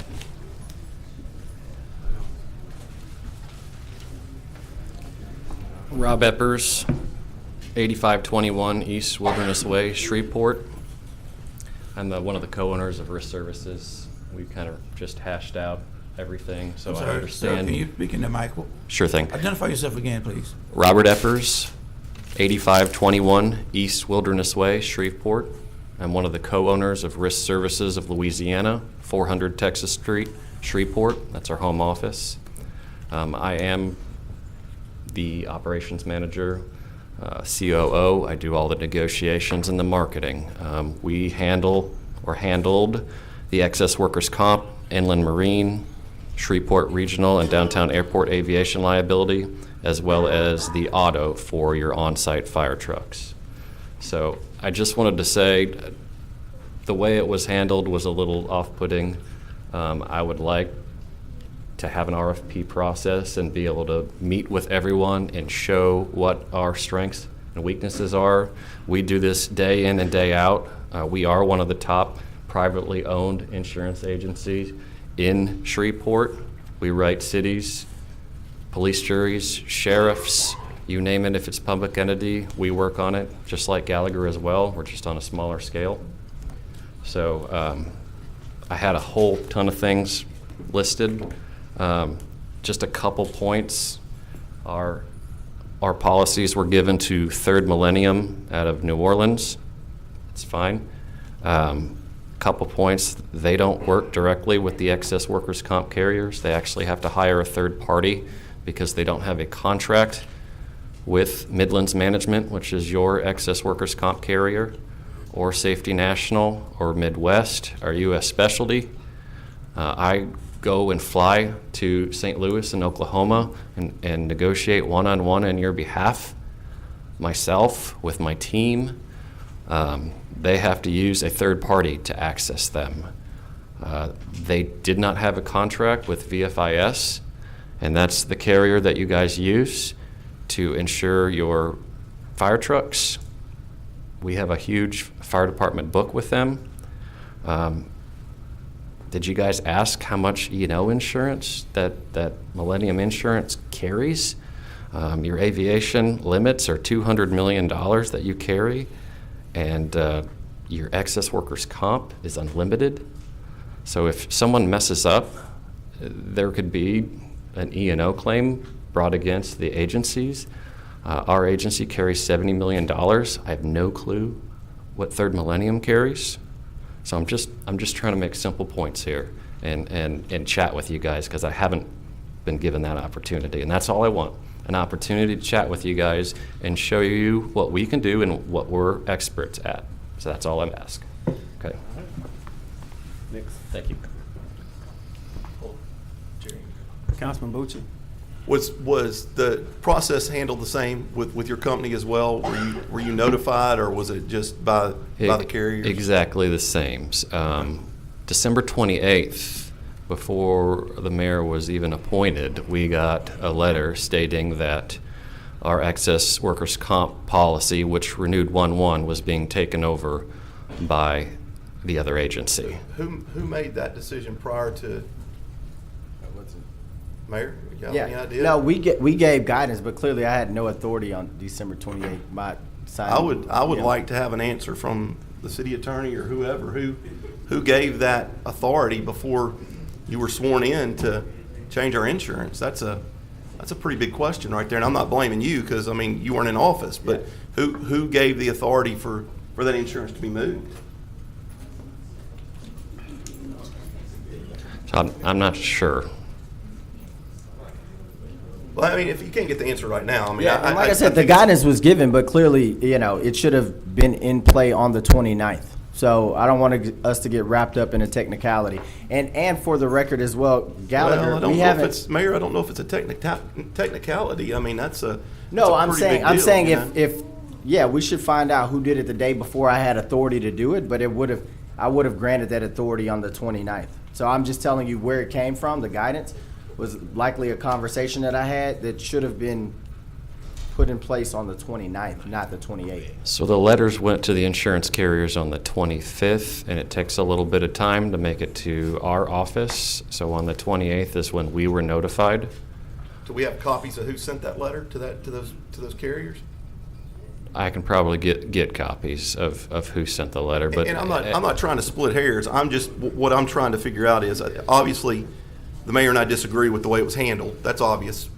And if I'm not saying that we don't need to go out for bid, because whenever in my past life, when I was a fire chief, we did it every year. We bid our insurance out. That's the way to keep everybody honest and make sure that you're getting, what the taxpayers are paying for. But my problem is the way that it was handled. And now if you throw in this, that it was done on the 28th and the letters were sent on the 25th, who gave this authority? So that's where I'm at. The policies were already bound as well. So what they did is just they took all of our work away and gave it to the other agencies. The policies expired when? 1/1. Okay. Both the excess workers' comp and your inland marine policies are 1/1 policies, and then the airports are February policies, and they were taken a couple days before. So basically, these agents are rushing to put together applications, and it worries me that they're putting together the wrong information, because that is putting together something for a city takes a lot of time. I guess so you worked with the city like you do every renewal. Correct. Period. Up to that point, thought the renewal was good. Something happened on the 25th, letter was issued on the 28th. you're no longer the agent of record. Pretty much. Okay. And the E&O question is a question that I'd like for Ms. Strand to find out for me as well. What's their level of E&O? Because that is a very important factor that we have here. If the new agent doesn't have enough E&O to cover a, what'd you say, $200 million Yeah, you airport? have $200 million airport liability limit, and then you have unlimited for your excess comp. Okay. Your SIR varies from $750,000 to $1.5 million on the excess comp, and anything over that is on Midlands Management Company. Okay. Thank you. You're welcome. Ms. Strand? Attorney Strand? Hi, thank you, council member. The city attorney's office will look into the request that you've made today, and we can submit something to you in writing. Perfect. Sounds good to me. Thank you. On both issues, the E&O and the who issued that letter. Yes, sir. Thank you. Thank you, Ms. Strang. And I just want to put on the record, we actually haven't found an agent of record for the work that Gallagher does yet. It's only one agent of record that we found, and that replaced some of the work that Risk Services has done. We're actively looking for the work that Gallagher does. So that's not, we haven't issued that out yet. I was under the impression it had been done, but okay. No. So this is your We've time- actually received your time letters. expired. Okay. So Mayor Perkins, what you're stating is actually this is something that was going to be, you're going to term that anyway. That was going to be termed anyway. Was supposed to be the 29th instead of 28th is what I gathered, Yes. right? Absolutely, yes. Okay. I just want to be clear for the record. That's it. Next person to speak. We have somebody else to speak. All right. We're down to consent agenda items to be adopted. There are none. We have no consent agenda items.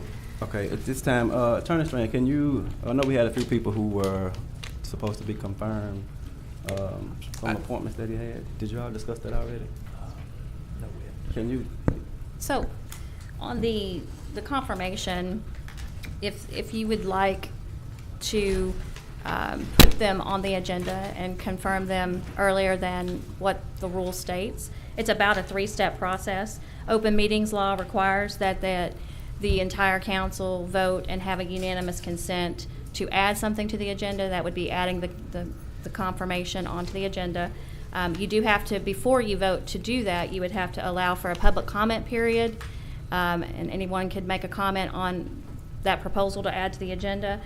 If that motion carries, then you would have to then suspend the rules to take up the appointments, because there is a rule that says you cannot take them up for 2 weeks until after it's been given to the clerk of council. okay. Y'all want to wait for 2 weeks, or is that okay? We heard from two. There was 2 of them, and I think it was, okay. It was the third. Are they all here? Was it Mr. Terry? Terrence Terry is back here. there? Terrence Green, Rob Terry is here. and there was one more. And you heard from Brandon Sneed and Karina Thomas. And Ms. Thomas. Yeah, Mr. Chairman. Yesterday. Okay. Councilman Bradford. Mr. Chairman, thank you. Is there an urgency for any of these individuals to be, do they need to be taking their position to exercise some responsibilities? Yes, there is some functional reasons. I mean, yesterday we talked at length about the water department and the superintendent of customer service, and that getting the superintendent of wastewater. But there is some, there's also some urgency with these other positions as well. Okay. Okay. So, Mr. Chairman, if we're in order, I think if the council would move forward with the process in which the attorney directed Right. us. And so we have to have a public hearing notice or whatever to, if there's anyone here who would like to speak for. Mr. Chairman. Yes, sir.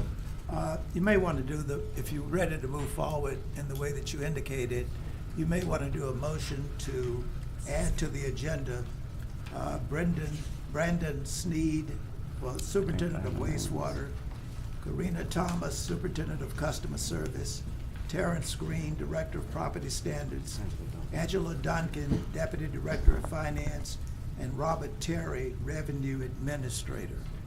That's what I couldn't see. Yes, that's exactly what I want to do. I'll make that motion, Mr. Chairman. I second. I didn't see Angela Duncan. That's what I was trying to see what she got. Mr. Chair, have we And heard then from? at this time. I'm sorry? The public comment period. Right.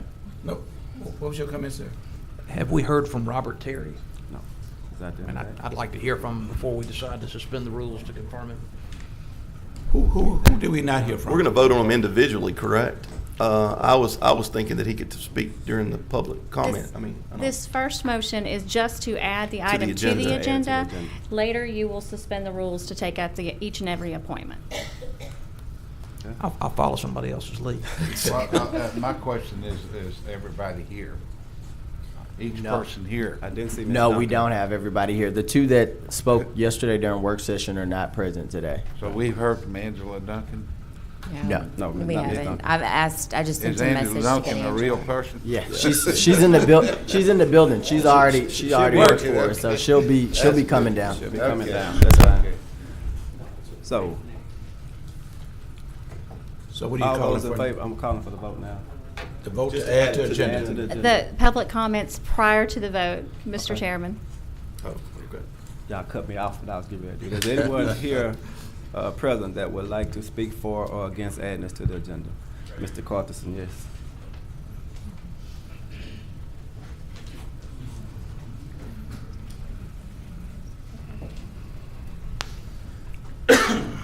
James Karstensen, 913 Prospect Street again.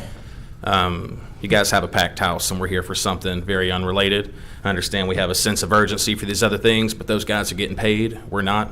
So if we could go ahead and wait to jump on all that stuff, we'll get to it around 7 o'clock when the regular public comment's done. I think that would be appropriate, and I'd appreciate it. Thank you.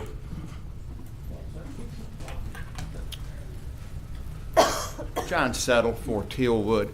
I urge you to go ahead and confirm these people today. One person's in the audience that has not spoken.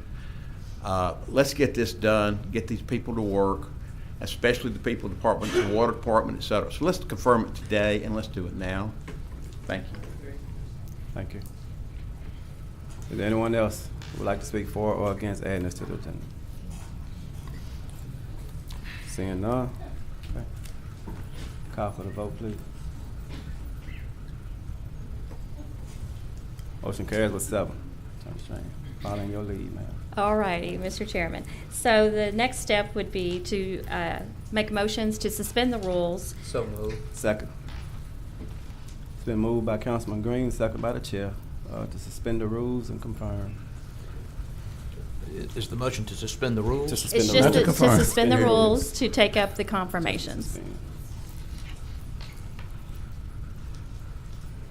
Motion carries with 7. All right. Now let's hear from the candidates, Mr. Chairman. James Green? Sorry, Terrence. Angela. She might be late coming in. Mr. Chairman, we know Terrence, but Terrence, tell us, I guess, my question would be, you've been pretty dedicated to your task as deputy director. Right. What do you see that would be different now that you are the director? Well, starting off already, the lines of communication dealing with the citizens is wide open.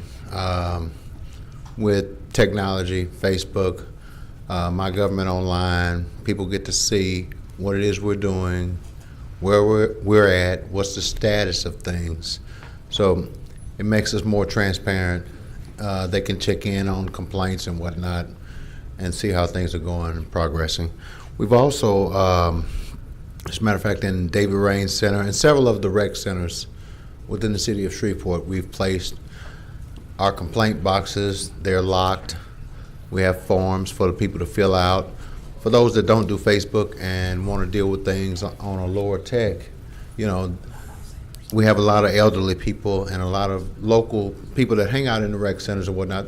They can reach out to us and nobody will know who the complaint is coming from, and it helps out a whole lot. And we check those boxes. We'll check them once a week. We got our own locks, keys, so off the top, communication is different. I want to invite you to go with me, because I'm gonna bring somebody before the council next month. Okay. I visited J.S. Clark Elementary. They have a school-based health clinic, and those providers there, the nurse practitioner and the nurse, was telling me that the abandoned and dilapidated houses within Shreveport is causing a health issue for some of our young people. What is your position on moving more expeditiously to get these houses out of our communities? Well, now, keep in mind, I move pretty much at the pace of the ordinance. So as long as I'm legal, you know, I have to stay within that. I mean, but like I say, with the new computer systems and whatnot, because a lot of the properties that you're referring to are probably already in the system, you know. It's just that I've got to work the way that the law allows me to work. Okay. And that is notifying, make sure all the heirs, all those that are owners, and then what about, I mean, we start in the new year, funding for demolition, are we adequately funded for that right now? I could always use more money, but That's a dangerous question, Councilman.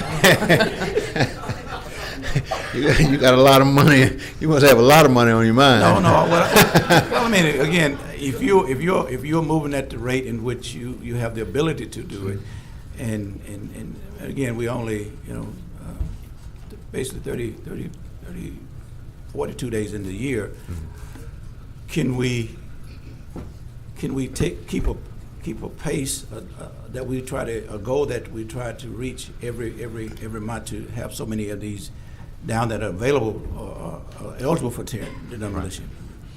Well, I can't give you a specific answer on that. Okay. But let me just say that with the technology that we have coming, it's going to expedite things. It's going to help out a lot. Okay.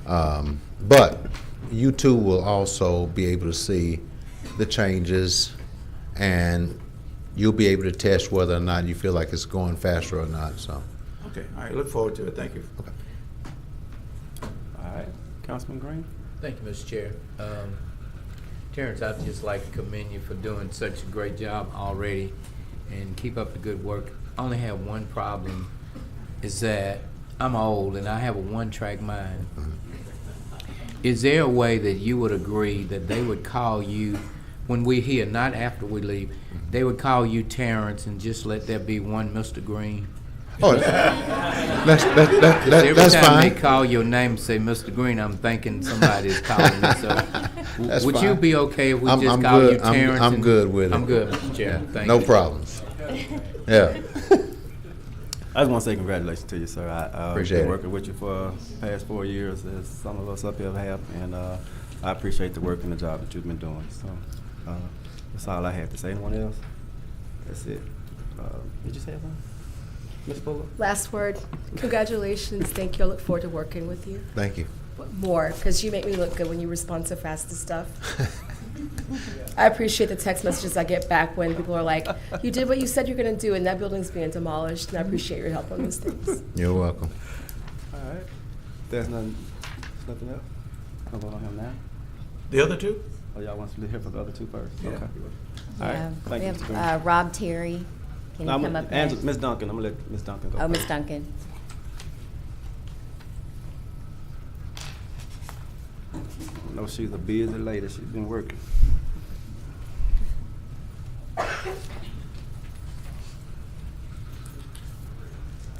Good afternoon. I apologize. I did not know. That's partially my fault, Ms. Duncan. I apologize. Councilman Bradford. Yeah, Ms. Duncan, how are you? I'm doing good. How about Thank you? you for being available and for the mayors reaching out to you as a candidate. Give me your scope of experience in finance. Currently, I'm the revenue administrator. I'm sorry, speak a little louder, I'm sorry. Currently, I'm the revenue administrator. Okay. And I have been in that position since June of 2011. And I initiate wires and deal with the handling of the money that comes in for all the different revenues of the city. I currently supervise 17 employees in the revenue division. I'm sorry, I'm nervous. I want to, it's kind of hard to say exactly what I do because I do a little bit of everything. That's good. I work outside my scope, to be honest with you. Okay. If I need to cashier, I'll do that. But I'm really responsible for the interactions, the day-to-day interactions of the collections and the receiving of the revenues. Well, your response is on the same level in which I have my people and even myself. In my environment, there's no such thing as that's not my job. You know, Yes, sir. I mean, whatever is needed, that's what we do. Yes, sir. So as deputy director, how do you see your moving and evolving the department to be more efficient? Well, in that capacity, I think I can bring a different level of accountability because I have relationships with the other divisions within the finance department, and I think it will be a smooth transition for me. I've worked closely with Mr. Madden probably about 14 years, and there are many things that I don't know, but I'm willing to learn, and I look at it as adding processes to what I'm already doing. All right. Thank you. Thank you for your responses. Thank you, Mr. Chairman. All right, thank you. Councilman Nicholson. Ms. Duncan, thank you for your long service to the city and congratulations on your nomination. Thank you. I want to understand the job that you're doing now as best I can. You said you do a little bit of everything. As the revenue administrator, you're a handler of money for the city. Is that a good summary of what you do? Sort of, yes, sir. I actually ensure that the money is handled properly. Okay. Deposited in a timely manner. Right now, we have the implementation of new equipment. When you see that there's a need to do something, I know that we are limited with our funds that we have, but now we currently have a way of imaging our checks, all the checks that come into the city. It's easier for research, and it's also easier for property taxes, so I can see who paid what. If we need refunds, we can easily get that information. As the administrator, coming from revenue as an accountant and a revenue specialist, I saw the need for what was needed for citizens as well as for the employees. And when I mentioned about the imaging of the cash applications, seeing that we can get images of checks now and deposit them remotely. 20 years ago when I got here, we had to actually put the checks in a bag and send to the bank. Now we don't have to do that. The checks clear faster. The money's available for investment accounts. So that's basically what I do, see where I can better it. You say you're an accountant? Yeah, I have an accounting degree. Okay. Yes. And what did you do before you were the revenue administrator? I was the accountant for revenue division. Okay, so you've worked your way all the way up here. Yes, sir. I started off part-time as a cashier. Okay. Thank you very much. You're welcome. All right, Councilman Fleury. Thank you, Mr. Chairman. Ms. Duncan, it's a pleasure to get to meet you, and I want to wish you the very best in your new. I had a couple of questions, though, if you didn't. Yes, sir. Do you remember the $1 million episode upstairs? Mr. Evans passed away, and somebody kept a check Yes, in sir. the drawer for over a year. I do $1 million? remember. Yes, sir, I do remember that. And you can assure me that will never happen again, right? I can do the best to assure you that will never happen again. Councilman, can you elaborate on that story? I True haven't story, seen. Mayor. True story. Nobody got fired. But look,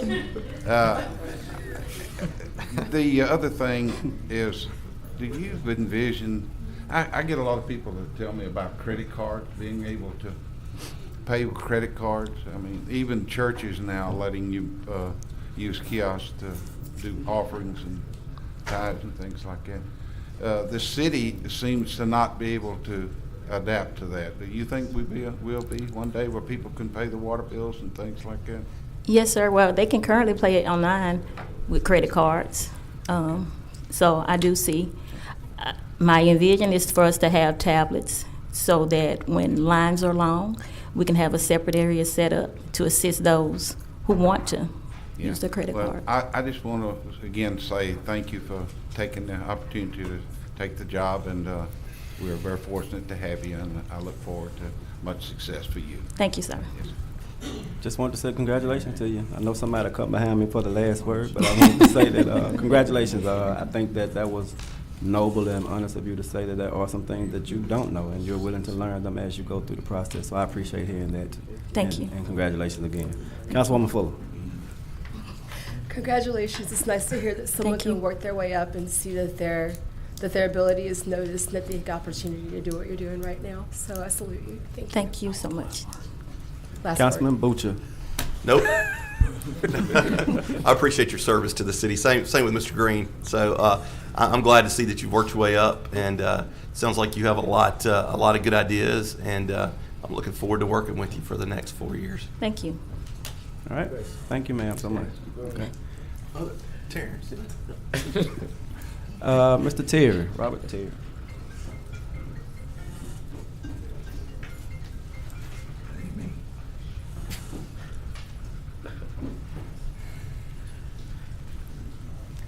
Good evening. Good evening, sir. First, I'm going to go with Councilman Nichols. Hey, how you doing? Well, yourself? Good. You heard Ms. Duncan describe her background. She's our present revenue administrator, which I understand is the job that you've been nominated for. Yes. She is an accountant and has a long history of serving the city in that capacity. Tell me about your education, please, and your background. Yeah, so as far as my education, I received a Bachelor of Arts here in history at LSU Shreveport, and I'm currently pursuing a Master's of Science in Nonprofit Administration. My professional background, especially it's more relative to this position, is working as an HR administrator and assistant to the Director of Business Operations for a mental health rehabilitation company here locally in Shreveport. With that, I was, of course, tasked with human resources and managing the needs of that area, but the bulk of my work, what took my work weeks from 30 hours to 70 hours, was on the business operations side, in working with insurance companies, making sure that the business got in the monies we needed to receive, making sure the payments were going out to the certain vendors we use for things like technology, of course generating payroll reports, making sure employees get paid, things of that nature. Mr. Terry, the organization you're referring to is Peaceful Alternatives Counseling and Therapy? Yes. How many employees does the organization have? Currently, approximately 30 to 35. And that's in 2 locations here in Shreveport, Louisiana, and as well as Natchitoches, Louisiana. You're not an accountant? No. What experience do you have that prepares you to do the job that Ms. Duncan described, handling the city's money? Well, handling the money of a business, just it was my role. As I mentioned, you know, most of our payments came from insurance companies. If anybody's ever worked with an insurance company, you know that entails letting them know what their payment is, reminding them, and then chasing after them to get those payments in. So, you know, that's a lot of work that I've done in that area. Were you wanting me to elaborate on how more relevant that could be, or? Oh, yeah, please give whatever elaboration you like. Oh, well, just I believe it translates well. You know, receiving money from a person, an entity, an organization into yours is pretty much the same process. Thank you, sir. Anyone else? Mr. Chairman, I just can't believe having an attorney on the council has its privileges. Okay. Well, thank you. That's what we need. Thank you, sir. Thank you all. Appreciate Thank you. Thank you. All right. That was it. So, Mr. Chairman, I so moved that they be up. Second. It's been moved by the chair, seconded by Councilman Green. If there's any discussion. Hey, can we take these? Slate? Can we take these one at a time, please? I'm sorry? Could we take them one at a time? Sure. We can take them at one at a time. I'm going with Terrence Green first, please. It's been moved and properly second. Please vote. Motion carries with Mr. Green, 7.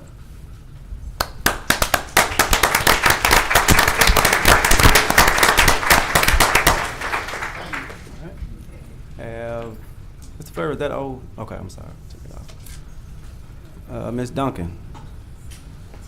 So moved. Second. Been moved by Councilman Green, seconded by Councilman Butcher. I'm confirming Ms. Duncan. Please vote. That motion carries with 7.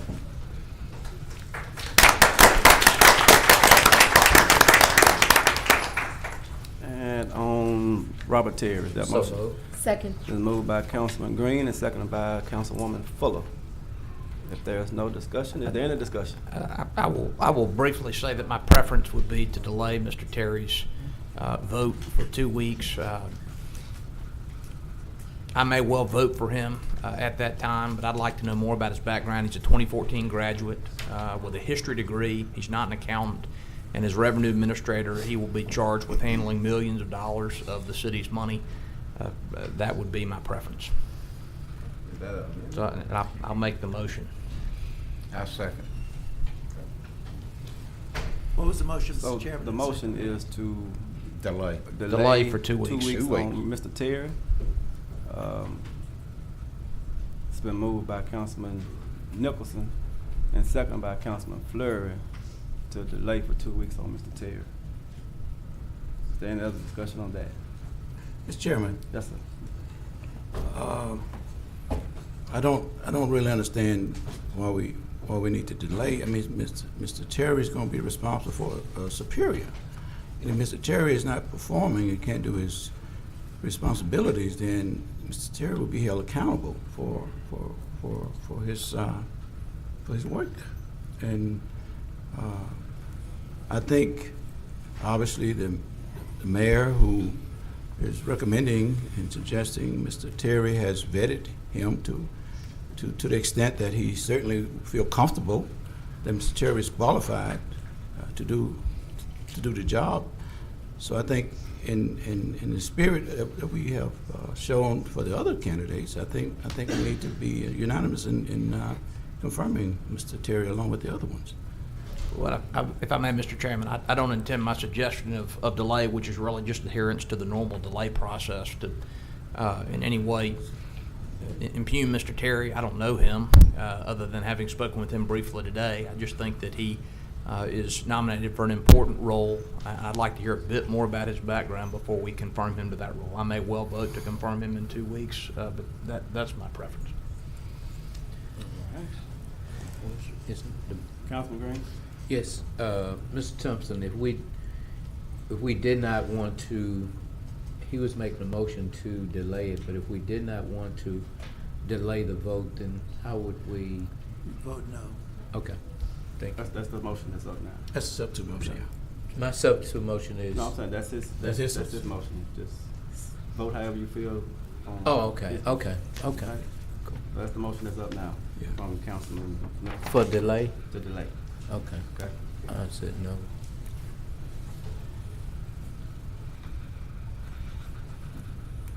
Motion fails 5-2. I'm sorry, 4-3. Previous motion, Mr. Chairman, All right. to confirm. Been moved by Councilman Second. Bradford and second by Councilman Green to vote. Mr. Terry.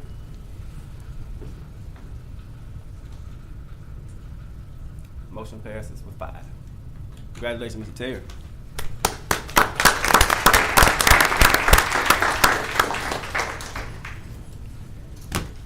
Back to Mr. Thompson. We proceed with regular agenda legislation, please. Is that everybody? What about the other? That was it. That's it? I thought we had them all up No, they came yesterday. on those two. We have Karina Well, Thomas. I don't think that Ms. Thomas is not here. But we talked to him yesterday. Mr. Sneed, I'm sorry, Mr. Sneed. It's in the back. Okay. Let's vote on Mr. Sneed. Yeah, I'm we sorry. told them if they come yesterday, they had to come back. Right. Okay. So I moved that we confirm Mr. Second. Brandon Sneed, been moved by Councilman Bradford and second by Councilman Green. If there's any discussion, seeing none, please vote. Councilman Nicholson. What's the next vote? Vice Chair. Put your vote on Karina Thomas. Customer service. Motion carries with 7. Congratulations, Mr. Sneak. So move on Karina Thomas. No, Karina Thomas. Karina Thomas, been moved by Councilman Green, second by Councilman Bradford. If there's no discussion on that, please vote.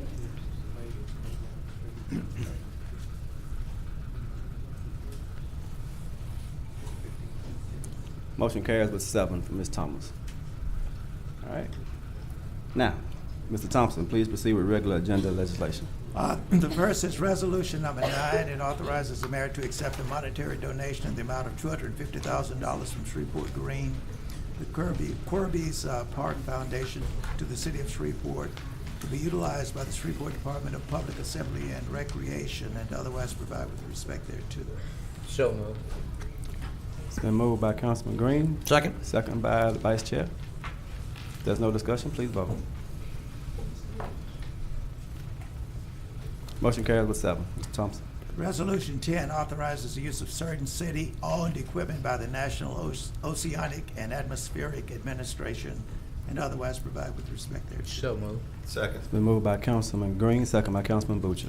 If there's no discussion, please vote. Motion carries with 7. Mr. Thompson. Resolution 11 authorizes use of certain equipment by Robertson's Rescue for the Best in Show event. So moved. Second. It's been moved by Councilman Bradford and second by Councilman Green. If there's no discussion, please vote.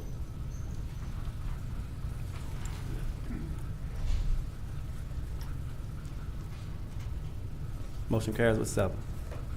Resolution 12 requests the legislature to accelerate the repaving of the Jimmy Davis Bridge. So moved. Second. It's been moved by Councilman Green and seconded by Councilman Butcher. If there's no discussion, please vote. Motion carries with 7. Mr. Thompson. Following resolutions can be introduced today. Resolution 13 authorizes use of certain equipment by Sports Spectrum Race Management and the Red River Cities Triathlon. Resolution 14 authorizes the execution of a cooperative endeavor agreement with the Ascena Foundation. Resolution 15 authorizes the use of certain equipment by the Department of the Air Force, Barksdale Air Force Base. Resolution 16 authorizes use of certain equipment by Shreveport Green for the Great American Cleanup. Resolution 17 authorizes the use of certain equipment by Mount Olive Baptist Church. Resolution 18 authorizes the use of certain equipment by the North Shreveport Business Association. Resolution 19 authorizes the use of certain equipment by the North Shreveport Business Association. Resolution 20 authorizes the execution of a cooperative endeavor agreement with the Historic South Highlands Neighborhood Association. Resolution 21 authorizes the execution of a cooperative endeavor agreement with Southern Hills Homeowners Association. And Resolution 22 authorizes the use of certain equipment by Sports Spectrum Race Management. All right. Move for introduction. It's been moved. Second. Moved by Councilman Bradford and second by Councilman Green for introduction. If there's no discussion, please vote. Motion carries with 7. Mr. Thompson. We have 2 ordinances that can be introduced. Ordinance number 17 amends portions of Chapter 26, Article 5, Division 10 of the Code of Ordinances. And Ordinance 18 amends Ordinance number 94 of 2018, the 2019 retained risk budget, fund budget. So moved. Second. Moved by Vice Chair Nicholson and second by Councilman Butcher. Mr. Chairman, no votes necessary. Okay. A motion and a This is second for on the introduction of ordinances. Introduction of ordinance, I'm sorry. Okay, Mr. Thompson. So ordinance 17 and 18 are introduced. We're now into ordinances on second reading and final passage. The first is ordinance 79. There was some discussion about postponing it. I so move to postpone it Second. until March 12th. I would hazard to say the 26th, 26th of March. March. Oh, March, sure. Okay, I would accept that kindly amendment, Mr. Chairman. Thank you. It's been moved by Councilman Bradford and second by Councilwoman Fuller to postpone number 79 to March 26th. If there's no other discussion, please vote.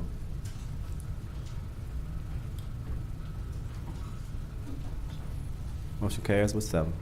The next is ordinance number 5. It authorizes the purchasing agent to advertise for and solicit sealed bids to sell to the highest responsible bidder surplus city-owned immovable property and all improvements thereon located at 700 Cotton Street, Shreveport, Louisiana, commonly referred to as the former Arlington Hotel building. There is one amendment.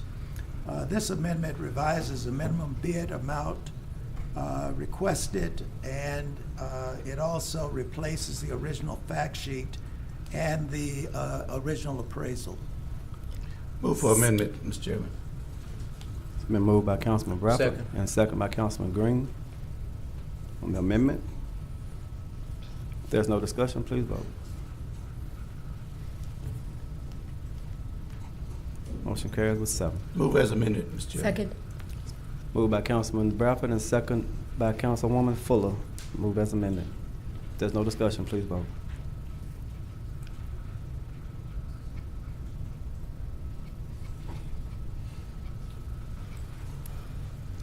And that motion carries with 7. Mr. Thompson. Ordinance number 6 amends various articles and sections in the City of Shreveport Unified Development Code. So move. Second. It's been moved by the Vice Chair, second by Councilwoman Fuller. Mr. Chair.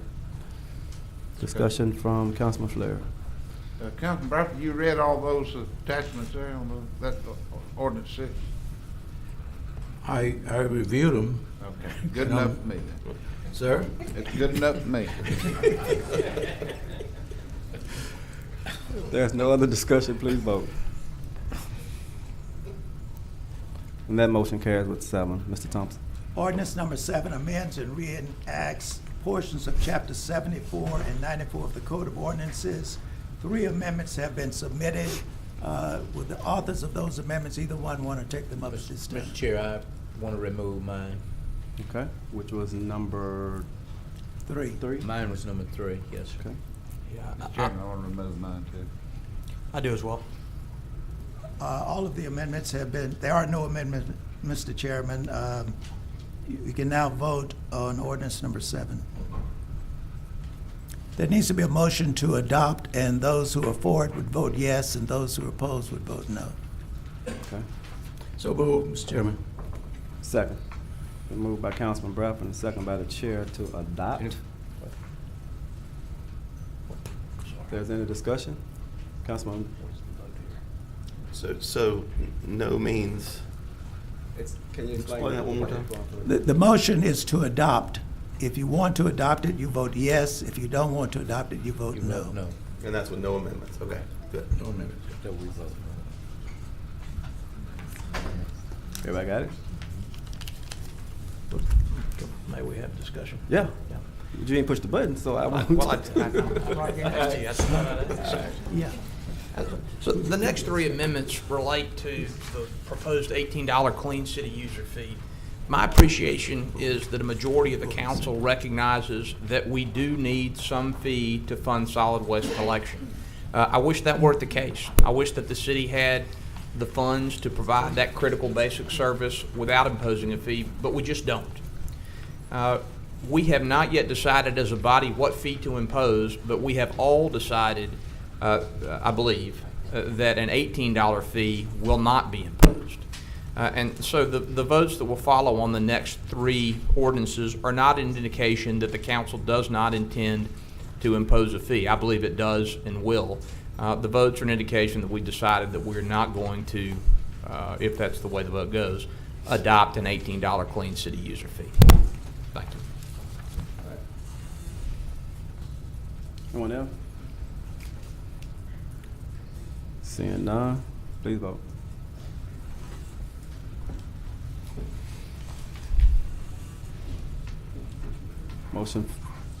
Motion carries with 6. Failed with Motion 6. fails. Motion failed with 6. The next is ordinance number 8.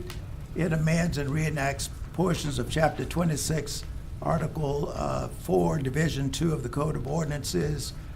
Based on the last statement by Mr. Nicholson, I don't believe that any of the amendments are to be offered. No. Therefore, you can vote on the ordinance. So move, Mr. Chairman. Moved by Councilman Bradford. Second. And second by Councilman Green. Any discussion? Seeing none, please vote.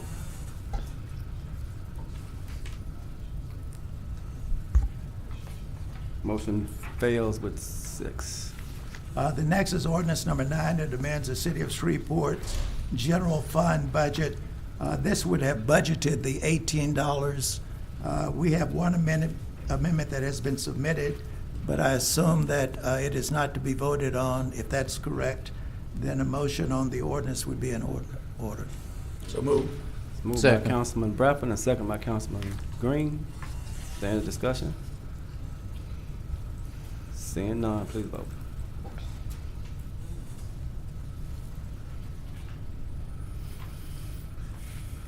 Motion fails with 4. Sorry. The next is ordinance number 10. It amends the 2019 capital improvements budget. So move.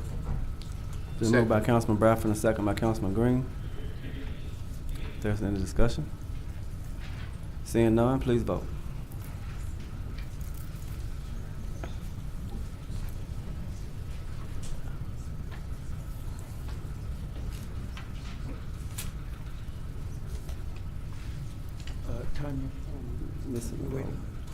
Motion carries with 7. The next is ordinance 11. It amends section 2-191 of the Code of Ordinances relative to the Department of Information Technology.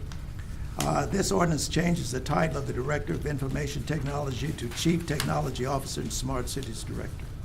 All right, so moved. Second. Moved by the chair, second by the vice chair.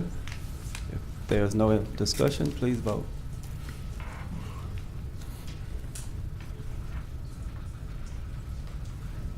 Motion carries with 7. The next is ordinance number 12. It authorizes an encroachment into the city's public right-of-way located at 1961 Midway Avenue and 1965 Midway Avenue, as more fully described herein, and to authorize the mayor or his designee to execute an encroachment permit with Caddo Parish School Board. So moved. Second. Moved by the chair, second by the vice chair. If there's no discussion, please vote. Jerry. I'm sorry. I'll wait till this is cast and then I'll bring it. Motion carries with 7. Mr. Green? Thank you, Mr. Chair. On one item that we voted on, and I told y'all I was old. I think that was to create that the fund. I believe that was number 9. Number 9 amended the general fund budget To create that, was that to create the? to fund the $18 that would have been. If your intention was not to have the $18 fee, the vote should have been no. Okay. What were the votes on that? Can we go back down? 4-3. How did- Really in the James voted for it. I'm sorry. No, I vote. G and F voted yes. Oh, my vote was supposed to be. B, No. D? But it D, I hit the wrong button then. Yeah, I hit the wrong button. Need to re-vote on that. I think they, So we would have to do a reconsideration of that vote. that's correct. Yes, sir. So I move for reconsideration of that vote. Yes, sir. Been moved by Councilman Bradford, seconded by Councilman Fleury. Right. Have to vote yes now. No discussion, please We vote. vote yes now to reconsider. This is just Yes for the to reconsider. reconsideration. Yes. Yeah. Okay. Okay. Now, I move that we. Motion carries with 7, I'm sorry. I'm sorry. So on 9, I move that, Move the adoption. the adoption, but Second. we don't want to adopt it. Right, we don't want to adopt it. Right. You don't want to adopt it. Well, the clerk have directed us consistently that we have to put a motion in the affirmative, and we reject it, then we voted no. So I'm saying that. So no means no on this one? That's correct. Yeah. Right. Okay. So we have to have a option. Okay. If there's no other discussion, please vote. Motion fails 6-1. Thank you. Thank you. Mr. Chairman, we're now into ordinance number 13. It's a zoning matter, case number C-1-19. It rezones property located on the west side of Hope Street, approximately 250 feet northwest of Snow Street, from R3 Multifamily Residential District to C3 General Commercial District. Ms. Fuller? Second? It's been moved by Councilwoman Fuller, second by Councilman Bradford. Please vote. Motion carries with 7. Ordinance 14 is a zoning matter for case number C-3-19. It rezones property located on the north side of East Flournoy Lucas Road, approximately 1,000 feet east of Ellaby Road, So from moved. R17 Single Family Residential District to C1 PUD Neighborhood Commercial Plan Unit Development District. Moved by Councilman Butcher, second by Councilman Green. If there's no discussion, please vote. Motion carries with 7. Ordinance 15 is a zoning matter, case number C-6-19. It rezones property located on the northeast side of Forum Drive, approximately 410 feet northwest of Corporate Drive, from NA Natural Areas District to I-2 Heavy Industrial District. Move for adoption. Moved by Councilman Bradford, second by Councilman Fleury. There's no discussion, please vote.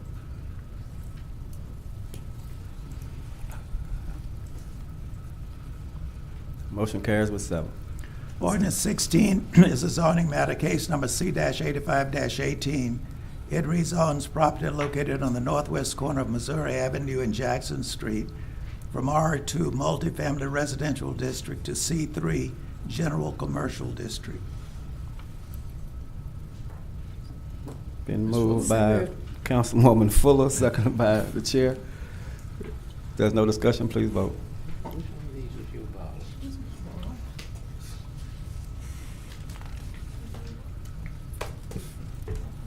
Councilman Bradford.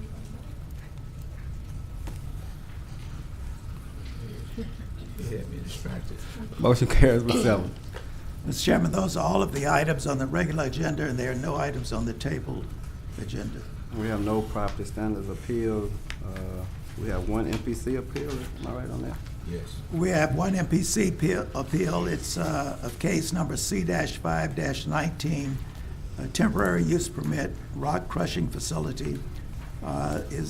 The applicant is 2R Construction LLC, owner Dillard Farms LLC, location 2444 Midway Street. The existing zoning is I-2, and the request is for a temporary use permit for a rock crushing facility. Mr. Chairman, that was appealed by Mr. Rolando Robledo. Okay. Is he present? Yes, he is. Could you come forward, please? We have. Did you want to call those up who want to speak on that now? See what? We have some people who want to speak on that. Do we call them up now? Well, he could just sit down in the front. Well, he's the applicant. Right, yeah, so he So needs to go first. I think it would be, yeah. Right. I'm just saying the rest of them come out. Right. Okay. Yes, my name is Rolando Robledo. I'm 2421 Midway. 40 feet away from this rock crushing business. So that's what I'm here to talk about. I brought a couple of pictures of week before last, off of one of the trucks.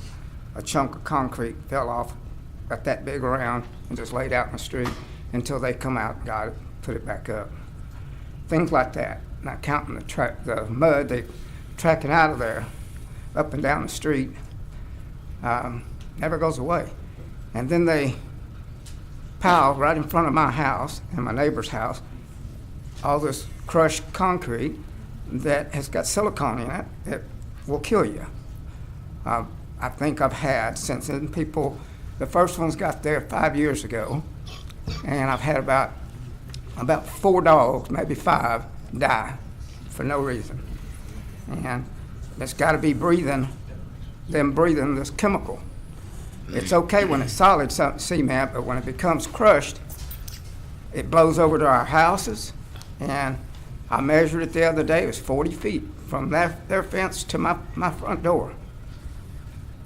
And just really getting tired of all the noise constantly, and trucks coming in and out constantly. Just, this is my second time being up here talking to y'all about this, and really need to put an end to it. Mr. Robledo. Yes, sir. You're indicating that your property is just 40 feet from the Yes, sir. applicant's property. Yes, sir. As far from here to the wall. And that's where the rock crushing is going on? Yes, sir, right in front of my driveway. Right in front of my house. I asked that question because the documents that we have indicate, from the MPC, indicate that the distance is within, it's too close under the rules that govern these facilities without an exemption from the council, but they say it's almost 300 feet away, which, Yeah. explain that discrepancy to me, if you can. It's as far away as Midway is wide. 4 lanes, 2 sidewalks. That's where their fence is. My fence and my front door is right there at the end of my driveway. And these people are just constantly going in and out with trucks. And sometimes they'll leave one running all day long for no reason, just sitting there running, idling. And I'm just, the noise, the smell. They put up hay one time to try to dampen, hide behind the hay. And what happened to that? It got wet and just fell down to the ground. And so this has been going on for quite a while, and I just would like to see an end to it. Let them take it somewhere else, crush it somewhere else. How loud is the noise standing in your front yard that comes from this rock crusher? When they've got it cranked up, it's loud. It is loud. I can't tell you. I don't have anything to measure with, but it's loud. Well, compared to something we would all understand from daily life, I mean, how it's as loud as what? Okay, they're taking the diggers and they're dumping the cement, as big pieces, into this machine, and that right there is loud itself. The trucks back up to unload their load, and then they pull forward and the tailgate slams real loud, and that'll make you jump when you're sitting in the house and don't know that they're doing that right that second. So it's pretty loud. It's real loud. It's aggravating loud. Interferes with living your daily life in your own home? Well, I've been there for 30 years and never had this kind of noise before. What about dust? What kind of, does dust deposit on your yard and your home? On the cars, on my motorcycle, on everything. It gets in the house, You gotta constantly, once a month, wipe everything down. Well, I'll say, sir, and I said this when you were here last time, I wouldn't want a rock crushing facility across the street from my house. Yes, sir. And so the fact that you've got one across the street from your house is a cause, from my perspective, of some concern. Thank you very much. But please do, you're free to say anything else you'd like to the council to convince them to take action on this in your favor. I've said my piece. I feel good saying it again. Okay. I'm saying the same thing I said last time I was here. Yes, sir. Thank you for being here, and I'm going to let the applicant now say his piece. Okay. Oh, yes. Yeah, I'm sorry, unless the councilman has a question. Yeah, I need to, Mr. Clark, I need to confirm the distance. Of course.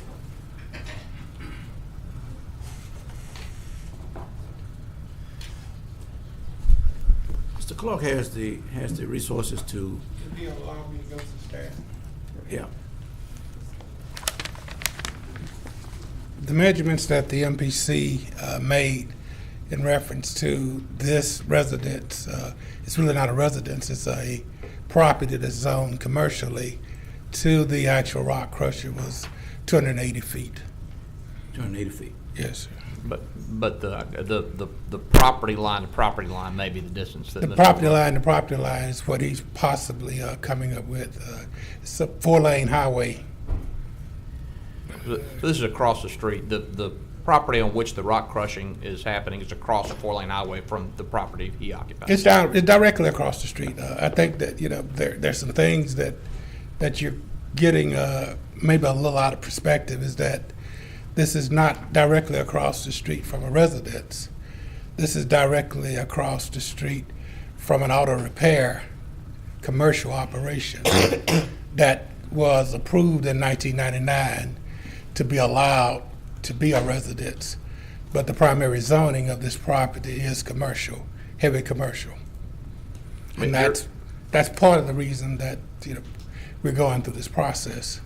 I mean, there's a residential subdivision, though, generally across the There's a street. residential subdivision across, if you'd like a little more of the history, back in 1999, the residential subdivision was in transition, and historically, the property across the street had been heavy industrial. So, and along Mansfield Road has historically been commercial and industrial, and that's why Mr. Robledo was allowed to operate his auto repair shop. It was in transition, and therefore this was not a out of the question rezoning of the property. So I want to be clear that as relates to location, both properties are properly zoned to do business in which they are doing. Yes, and I'd just like to revert back to Councilwoman Fuller's comment on yesterday. Is this perfect zoning? Far from it. This is historical zoning, where historically the I-2 properties on the north side of Midway have always been there since zoning was laid for that particular area. To the south was residential, and those are two different extremes, and we would not do that in this day and time, but it's there now. And that was the only reason that Mr. Robledo was allowed to do a heavy commercial. We never think about the fact that the heavy commercial rezoning in the actual residential subdivision was quite a leap for the Metropolitan Planning Commission, but that was the only reason that they did that, was because the properties surrounding the subdivision were commercial and industrial. Yeah. So my question is this gentleman is before us to ask us to consider not allowing a business to operate, not allowing a business owner the opportunity to make a living. That's what he's asking us to deny that. So I'm saying in that request, are anything being done illegal or out of compliance of ordinance? That's what I'm asking, Mr. Cole. Nothing is being done that's not in compliance. We put extreme stipulations on the temporary use approval of the rock crusher, and there have been multiple departments within the city that are involved. The city engineer's office is involved, environmental services, DEQ. Mr. Dillard was required to have persons to submit information and data to us that documents that the emissions, the dust emissions, were not above the requirements, or the city of Shreveport has already approved the noise plan.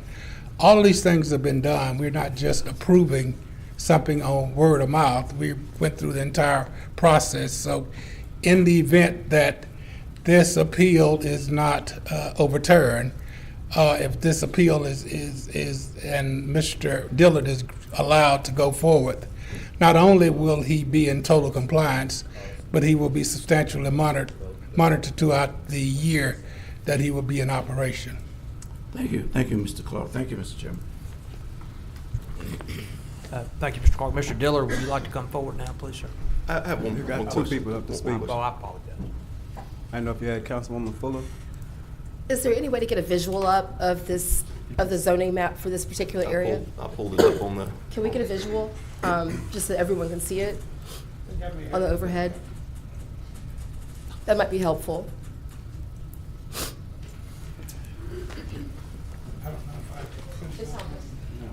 Is where? He don't want to do rock crushing. Mr. Clark, I'm looking at it on MapQuest right now at the bird's eye view deal, you know, where you're looking at the street view.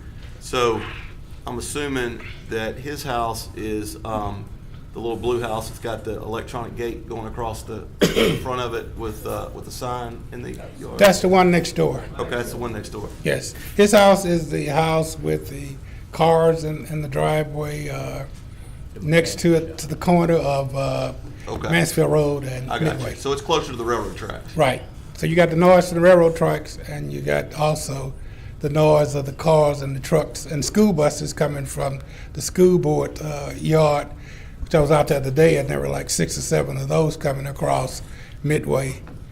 And you got dealer trucks right across the street You making got- flatbeds and things Yes. like that. That- As far as this rock crushing machine, where is it in relation to this building and this lot to the left that has all the rock piled up? Is If it I further remember, back? if I remember correctly, it is back to the north of the property line. Okay. And Mr. Dillard would be better suited to tell you exactly where it is. But it's not in, because I agree with him. It, especially the bluish color house. It's like, I mean, if you got each lane of the highway, it's 15 feet, 15 feet, 15 feet. It's it's probably 40 feet from property line to property line. So I'm assuming your 200 and something feet are probably in relation to it being way back there in the Right. back. The actual rock crusher is Right. farther to the north. Okay. Thank you. Councilwoman Fuller. The visual. And this is not really a good map, and I apologize. That's okay. It's color coded. We just need to look at the colors. Can we zoom in on it at all? I operate this.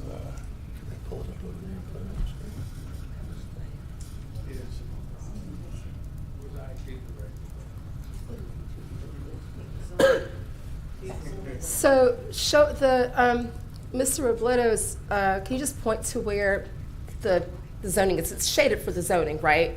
His commercial versus the industrial commercial, it's shaded for that, right, on the map? Right. Can you just point to those two things for us? The actual blue is, it just went away. This is basically industrial.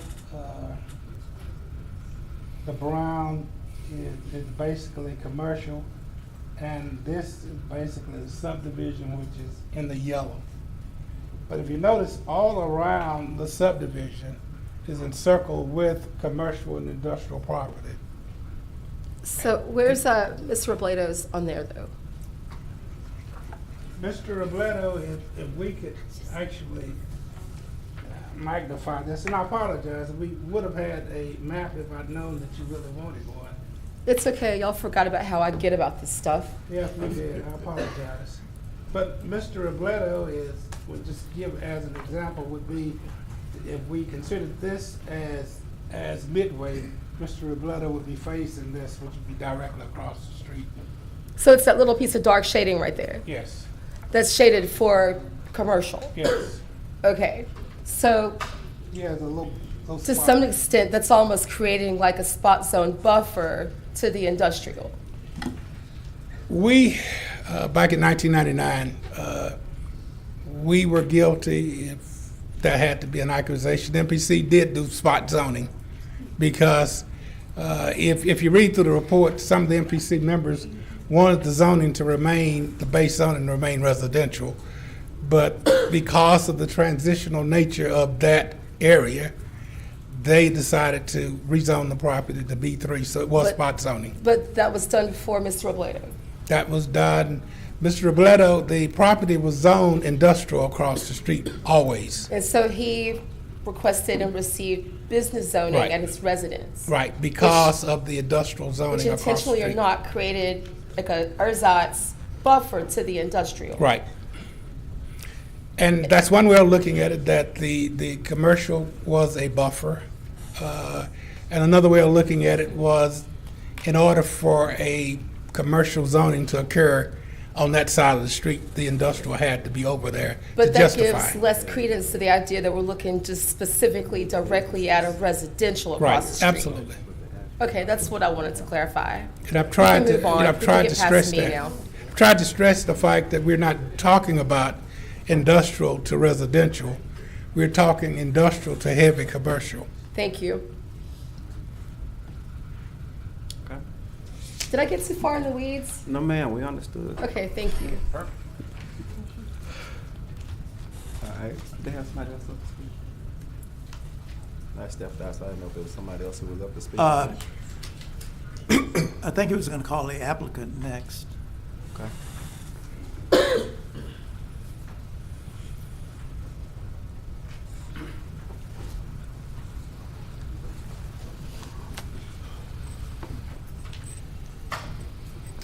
Good evening, Council. My name is Romano Dillard, 2444 Midway. I am a small fair share business of Shreveport. I'm currently doing a project over on Acre Avenue, and it entails of crushing material used from Acre Street. We are taking up the concrete, recrushing it, recycling it to use below the surface of the new concrete that's going down. I needed to crush this material to reuse it to make the economics of my business work. When I bidded this project, I bidded it using crushed concrete rather than trucked in SB2 rock from Arkansas, which is a price difference of around $50 a ton trucked in from Arkansas, rather than using a recyclable material that I produce here in the city of Shreveport at a cost of around $20 per ton. My property is zone construction, is a construction business, and I assumed that it could be used as a crushing facility, and I found out that it couldn't after crushing only one day. Once I found out I couldn't crush there, I immediately ceased the operation of the concrete crushing facility and got with the city to find out the necessary qualifications that I needed in order to establish a temporary concrete crushing facility.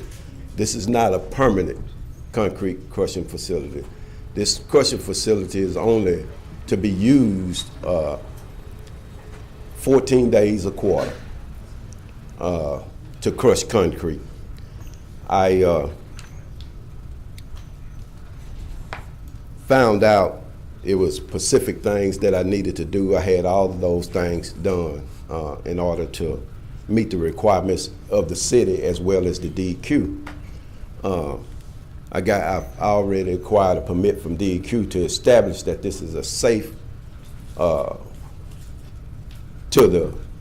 safe emissions coming from the crushing concrete in regards to health-wise. And I have that map that you all was trying to see if somebody need to see it. I don't know how to operate your projector, but I'll leave it here if you want to see the highest zone. Mr. Renardo spoke of concrete, the dust particles on his vehicles. I have pictures of Mr. Renardo. One reason he's acquiring a lot of dust on his vehicles that he's parking his vehicles across the street right up against my fence line. He used that for his facility. That's him in the picture where he's over there parking his vehicles right next to my fence line, right next to the rock storage where we store rock at. Mr. Renardo also talks about his animals dying from the crushing concrete. I have pictures of Mr. Renardo where his dogs comes over to my place, and if they are getting contaminated by crushed concrete, perhaps he's his dogs are playing in the concrete pile. It's not because it's dust coming from my property to Mr. Renardo. Mr. Renardo also talks about the sound that's coming from my property. I have pictures of his neighbors that also complain about the noise where they're pressure washing at 9 o'clock at night. And a pressure washer, I recorded it on my phone, and it has a whole lot higher pitch than the rock crusher that I use. I also have a picture of the rock crusher itself, and it's doing the crushing activities, and it shows clearly that it's very little dust that comes from this concrete crushing machine. What Mr. Renardo's biggest problem is my everyday use of my facility. My dump trucks coming in, my dozers moving around in the yard, my excavators moving. It's not from the concrete crusher itself, because the crusher is not on the yard. Mr. Renardo is constantly complaining about a concrete crusher that's not even on the yard. After the city allowed me to expedite a concrete crushing test with the gentleman that I brought forth to do the emission control test and the noise management test, I immediately moved the concrete crusher. I had it moved from my site. So Mr. Renardo has continued to complain about a concrete crusher that's not even on the site. So I'm asking the city council tonight if they would vote in order for me to have a temporary concrete crushing facility. And also I'm aware that I'm gonna be held to strict regulations. And I was applying for 3 years, and MPC gave me a trial basis at 1 year. And I think that's only fair for me and Mr. Renardo to allow me to crush for the 1 year. And if I don't do the things that I'm supposed to do in the year, then I will be revoked and I won't get another permit. Okay. Thank you. All right. Thank you.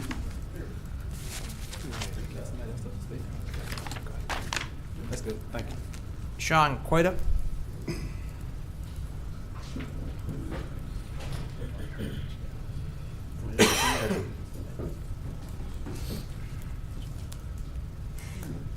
My name is Sean Quata, and I work for SRP Environmental.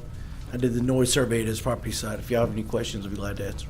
If it's pretty much the same as it was yesterday, that was okay. No question. You good? Thank you. Thank you. James Karstensen.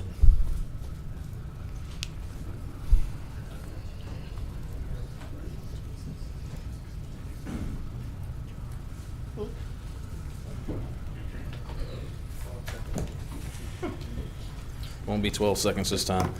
James Karstensen, 913 Prospect Street. I know Councilman Nicholson said it, but I was kind of wondering what each of the other council people would feel like about having a rock crushing facility across the street from your house. Anybody? Bradford, Reverend Green? Anybody? Say the question again, I'm sorry. Any other council person want to answer the question about whether they would like a rock crushing facility across the street from their house? Pretty sure that doesn't. Anybody? I don't feel compelled to respond to that question. Okay. Well, I don't think anybody would want a rock crushing facility across the street from their home. I don't think the design of the new UDC rules, they don't allow it. Why did you say home instead of their business? What's the distinction? Well, I mean, there's homes in the area too that are still violating that Okay, 600 feet distance. It's not just the people that are here. No, go ahead. It's everybody else we want to talk about. Like we want to treat every neighborhood the same, not just how we would our own, you know? Like it should be treated equally, and we shouldn't be making exceptions to the rules because of where it is. If it's an impoverished neighborhood, maybe they don't have enough people coming up here to speak for them. Well, I'm here to speak for them now, and we shouldn't be granting this kind of stuff. There's a whole lot of other things that it is about noise that wasn't addressed by the guys I think y'all got coming up. I think I had a little snippet I would read. On the OSHA site, like in addition to damaged hearing, loud noise can cause other physical stress as well as mental stress. Often this short-term effects of the such stress go unnoticed or they're blamed for other things. These symptoms can range from feeling tired and irritable to having temporary high blood pressure, muffled hearing. It goes on. That's actually a really long thing, so I'm going to spare you all that. But I'm just saying this, we have these rules for a reason. And I don't think that we should be going about like breaking these rules to have a heavy industrial use Mr. Chairman, that's may I? that close. May I? Mr. Chairman. Yes, sir. I was gonna let him finish his James, time. but that was it. let's stop just a minute here. I lived across a jail one time, an old jail, and they had people up 2 stories up that screamed and hollered. No, I probably wouldn't want a rock crusher. But what you got to look at here, we have to follow the law. Right. It's not what we want. I mean, It violates the law, yeah. correct? And we're asking, we're no, trying to get an this- exclusion. This has been for the MPC. And so what, you're saying we make an exception. We have to follow the law because when it gets to district court, the judge over there has already told the city of Shreveport 5-6 years ago, don't y'all come back over here not following the law. And so when you say that we make an exception, I differ because what we have to do is follow the law. What would the need be for a temporary use permit, as it states, The if MPC it was not violating the zoning MPC laws now? They're the professionals. They're upstairs. The staff and all them. They The got all MPC? this UDC. They're the ones that. That required and over 100 amendments to the UDC This is they the appeal passed? process, and it comes down here. But I'm just saying, we have to follow the law. So then I would suppose you're voting it down then, correct? I don't know. I'm just saying, we have to follow the law. Let's stick with the law. Let me ask a quick question, Mr. Carson. I'm assuming, just from knowing that your hands are cut, you do woodwork, right? I have. So let's say that you were wanting to put a building, you make cabinets, you make furniture, what? Mhm. Okay. So let's say that you were wanting to put a building, put your business in something that may not be zoned. On Midway, like maybe the old Caddo paint that I was Possibly. prepared to purchase and found out that I could not open my business Would in? you not want an exemption for that if it was something that would be legal? As far as what? I would want to apply for a rezoning. Right, exactly. Would you apply for Not rezoning? a special use permit to drive something that's going to put extreme noise into a neighborhood. I believe in a right as a libertarian for somebody to do as they wish with their property, so long as they don't hurt someone else in the process or interfere with their ability to experience the same liberties.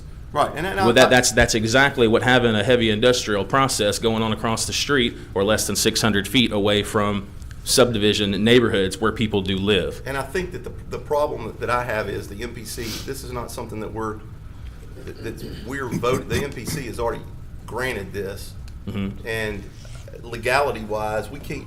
I mean, I agree with Mr. Fleury on that. Legality-wise, if they've done it, I'm going to have a hard time. I mean, I definitely understand what you're saying, and like Mr. Fleury said, I don't necessarily think I'd want one right across the street from me, but I also wouldn't want somebody doing power washing at 9 o'clock or doing vehicle repair right across the street from me. So, or dealer trucks, welding, and I mean, I had them build me a flatbed for a truck one time. That's loud. Right. So, I mean, I just, where do you stop? If you're a libertarian, which you and I have some of the same beliefs, I believe, I just think that if we start imposing things like that, I'm just kind of, I just want to echo what Mr. Fleury said, that if it's legal, where do we stop? So, anyway, thank you. I would continue to argue that it's illegal. But yeah, I know we could argue all night, but thank you. Councilwoman Fuller. I just wanted to tell Mr. Carsonson that this isn't just a special permit to do a rock crusher in a residential. The area is already zoned industrial 2, and this is a temporary use by right with a permit in an I-2. That's the way it's stated. So he applied for the temporary use, which was his right, based on the way the UDC is written. It is already I-2? It's already I-2. This area is an No, it's I-2 I-2. across the street, and That's maybe what- that shouldn't exist, but it existed that way before the Unified Development Code. This area's been that way since like a couple of decades. Right. I mean, no, I don't want to get into that argument. Okay. The way something used to be doesn't. No. We have an industrial area adjacent to residential, which should have never happened, but it already exists. He's not asking us to rezone that area as industrial. That already exists. And this is a temporary use by right with stipulations is what he's asked for, which is what he was given by the MPC. Okay. That's why I made that analogy, Mr. Corson.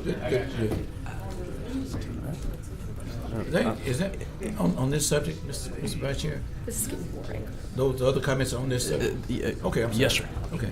All right. Ilya Sirku, and I apologize if I mispronounced your name.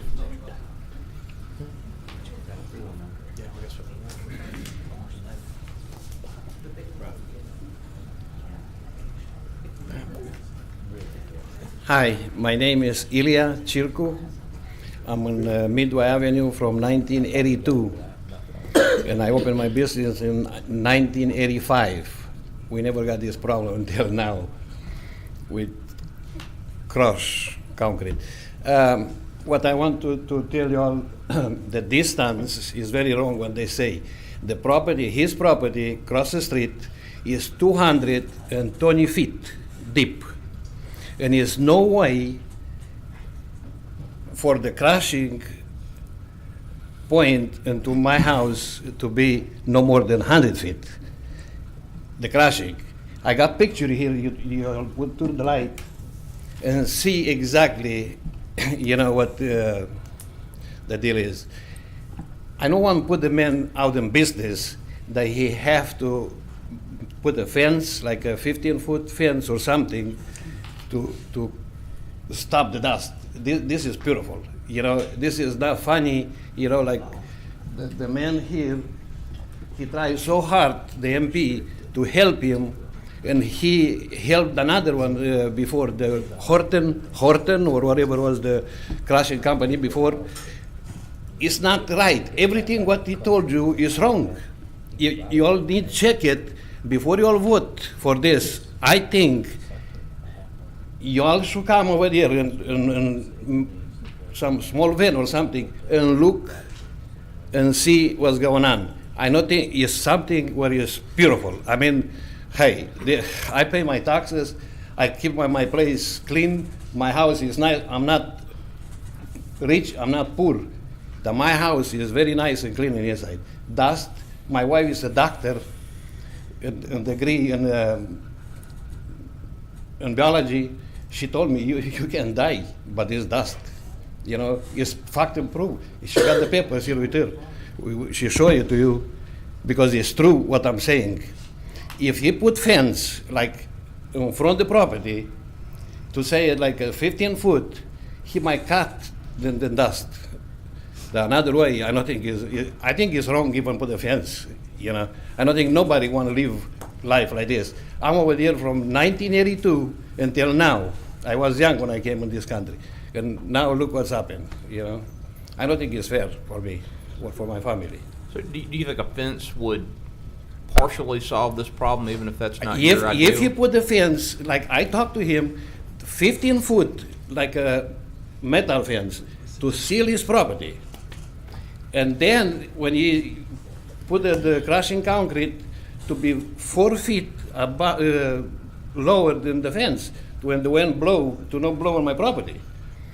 You talk about 45, 60 feet from my porch to his crushed concrete. Wait, you all want to put here? Yeah, here it is. You look here. Here is my porch, and here is his crushed concrete. And we breathe it every single day. Okay, Mr. He just come 1 year ago. Thank you. We're going to just, I appreciate you being here. We're going to try to work through and make sure everybody has an opportunity to talk. Before you go, let me ask him a question. Okay. Go ahead.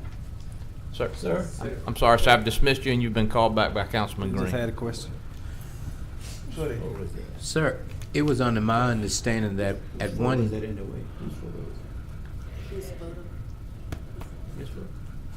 I'm sorry.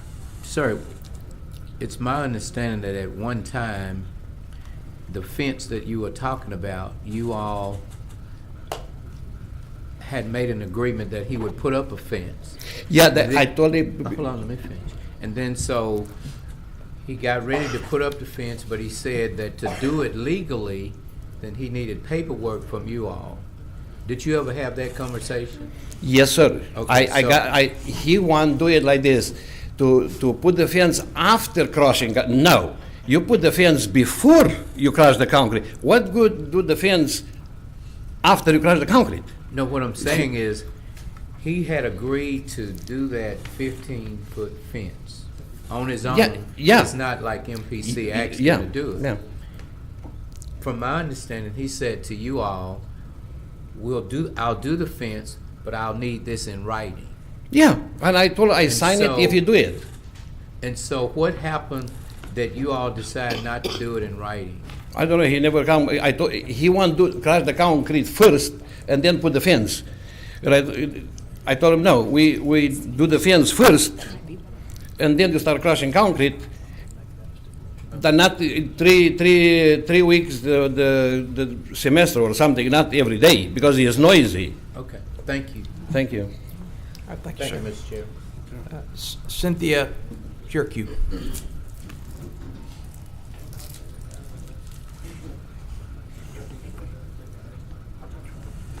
Okay.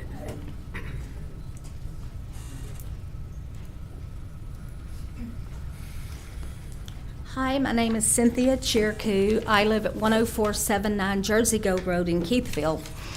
I work at 2433 Midway, and I'm standing here for my son and my grandchildren that live at 2410 Devon, directly behind the dad. I have all the papers. I brought them to Mr. Thompson. He said he was going to distribute to everyone. The pictures I sent to Mr. Green, everything on YouTube, protecting workers from silica. I'm sure nobody saw it, did y'all? The death that it will cause, breathing crushed concrete. I gave you all the papers, every hazard on crushed concrete. I don't think any of y'all saw it, did you? Did you read it? Did y'all see it? Miss Fuller, did you see it? Mr. Thompson, did you give it to anybody? I emailed it to everybody. I brought it to you personally. I said I emailed it to everybody. Yes, you emailed it, okay. More than a nuisance. It's a deadly scenario. All these papers are from OSHA, that this stuff will kill you. My granddaughter had a rash started on her butt. She goes to visit her papa. You know, she goes to school, she's middle school, she's squirming at school. My granddaughter is completely covered from the top of her head to the bottom of her feet with a rash under her skin. I take her to the doctor, they don't know what to do. They give her antibiotics, okay? Goes on, she gets worse. Nana, I can't sleep. Nana, I can't sleep. I take her to the ER. The ER doctor said, I've never seen a rash like this before. She went through 3 rounds of antibiotics, cream all over her body before we could get this under control. This was after Mr. Dillard started crushing concrete. This is not a really good picture. This is where the crushed concrete is. This is the front door to Ilya's house, right here. There is no way Mr. Dillard has enough room in there with all of his concrete strode everywhere. It's pitiful. It's pitiful. You must see it. It is an insult to the neighborhood. Our agreement that you were talking about, we have it right here. I sent him one that asked him to put up a 12-foot fence, okay? To keep the concrete 4 feet below, to have the fence installed before he started. This is what he sends back. That he will install a 10-foot fence, but his concrete is going to be 20 foot tall. 20 foot! That's 10 foot over the catch barrier. Let's see. He said that we would not do this. Ma'am, we thank you for coming. Oh, wait a minute. This is y'all's. This is from the city council where y'all shut down Mr. Blunt. Hey, but your time is up, though. I appreciate it. Mr. Blunt was further Your time is up. than Elias. Okay. Who's the next speaker? And y'all shut him down. The last speaker is Douglas Grant on this matter. Thank you. And- Sorry, what's your name, ma'am?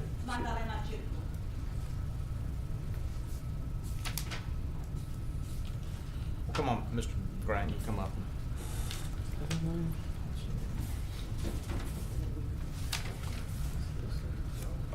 Douglas Grant, 296 Hidden Hollow, 71106. I'm here to answer any questions. On behalf of Mr. Dillard. I don't think we have you. Let me ask you again, what test did you perform on this property? Well, there was two aspects to the test. What I did was the emissions evaluation that's required for the DEQ air permit, just to demonstrate based on the type of equipment and process that they run and the type of control technology equipment incorporated meets the air permit requirements for them to operate as a minor source operator, which is not a major source where you have to look at air quality, ambient air quality impacts. So they met the threshold. The threshold for a major source is like 100 tons per year, and their site was, based on emissions, was about 13 tons per year. Thank you. So, in regards to some of the conversations that has transpired here, do you have an opinion about that? Yes, part of the assumption as far as the industry standard of approved emissions for stone crushing or rock crushing, the manufacturers have taken it upon themselves to incorporate water suppression into the equipment, so it's not a secondary type of requirement to mitigate the dust. It's something that's incorporated in the process. And it's done in, they have engineers that design them to, and they also they say if it should only operate with the water suppression. And that is something that I spoke with Mr. Dillard about, and he's confirmed that they only run the crusher with the water suppression. And it's not just the crusher, they have a screener that also uses water suppression as well. So it's, he's kind of doing everything that is required for a minor source operator. If he was a full-time operator for stone crushing, they would have water curtains, they would have all types of, there's a laundry list of control measures that can be implemented to achieve something below a major source exposure for the environment. I see. Thank you, and I appreciate the fact that when Mr. Dillard found that there was some requirements and stipulations on operating his business, that he ceased operations and brought in professionals to help him create the environment that would be acceptable for his operation. You guys have come in and done your testing and evaluations, and you feel that what he's doing is within the scope of DEQ, as well as not creating a very hazardous environment. Correct. Okay. Yes. I want to throw a whole wrench into this. When we talk about these industry standards, what is the general parameter for how close industry standard would be to a residential? Does that take that into account? Not necessarily, because when I say industry standard, there's an approved source for emission calculations published by the EPA. It's called. But there's a certain assumption that the general civilian might not be adjacent to those particular environments. They design the equipment to kind of encase the product as it's agitating it, and then the water suppression, that's why I say it's designed by engineers to allow the least amount of emissions to be coming from those particular pieces of equipment. So And so it shouldn't even be a question. it shouldn't be a question. If Okay. there is a question, the gentleman from the MPC has already detailed some of, like, installing a water curtain along the ground, but then also one above ground if it is a continued nuisance. But, that's demonstrating that it isn't a nuisance. Thank you. Chairman, I think we need to get more information from the director of the MPC. Possibly. You got one lady there. And I should say that I missed Ms. Syracuse' comment card, but I do have it in front of me, and if we're done with this, witness is the wrong word for city council, but we're done with this individual, we'll let her come forward.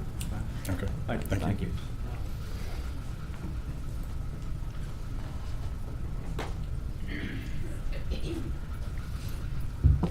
Hello. My name is Magdalena Circu. I reside at 2433 Midway Avenue, 50 feet away from the crashing place. I'm here to bring scientific evidence about the toxicity of the cement dust, scientific evidence that have been published in Journal of Specialty. So I want to request like 10 minutes from your time to present the evidence and how this will reflect in my own life and people's life around me and my family. I'm a doctor in biology, and I work at LSU since 2004, studying cancer. I publish extensively. You can check me online. I've done my PhD on toxicity of heavy metals in different cellular systems through the prism of detoxification systems and antioxidants that are presented in the cells. So I'm very well aware about the consequences of being exposed to heavy metals. Do the US concrete contain heavy metals? Of course. This is the evidence. According to this study published in Chemosphere in 2013, the cement dust from USA contains high levels of copper, nickel, manganese, but also chromium and hexavalent chromium. But we are talking here about old cement that comes from streets and highways with heavy traffic, exposed to lead contamination and oil leaks from old cars. This is more toxic. How do I come in contact with the cement dust? As I mentioned, the crushing place is 80 feet away from my place, and there are old concrete blocks everywhere, and they want to expand the crushing place.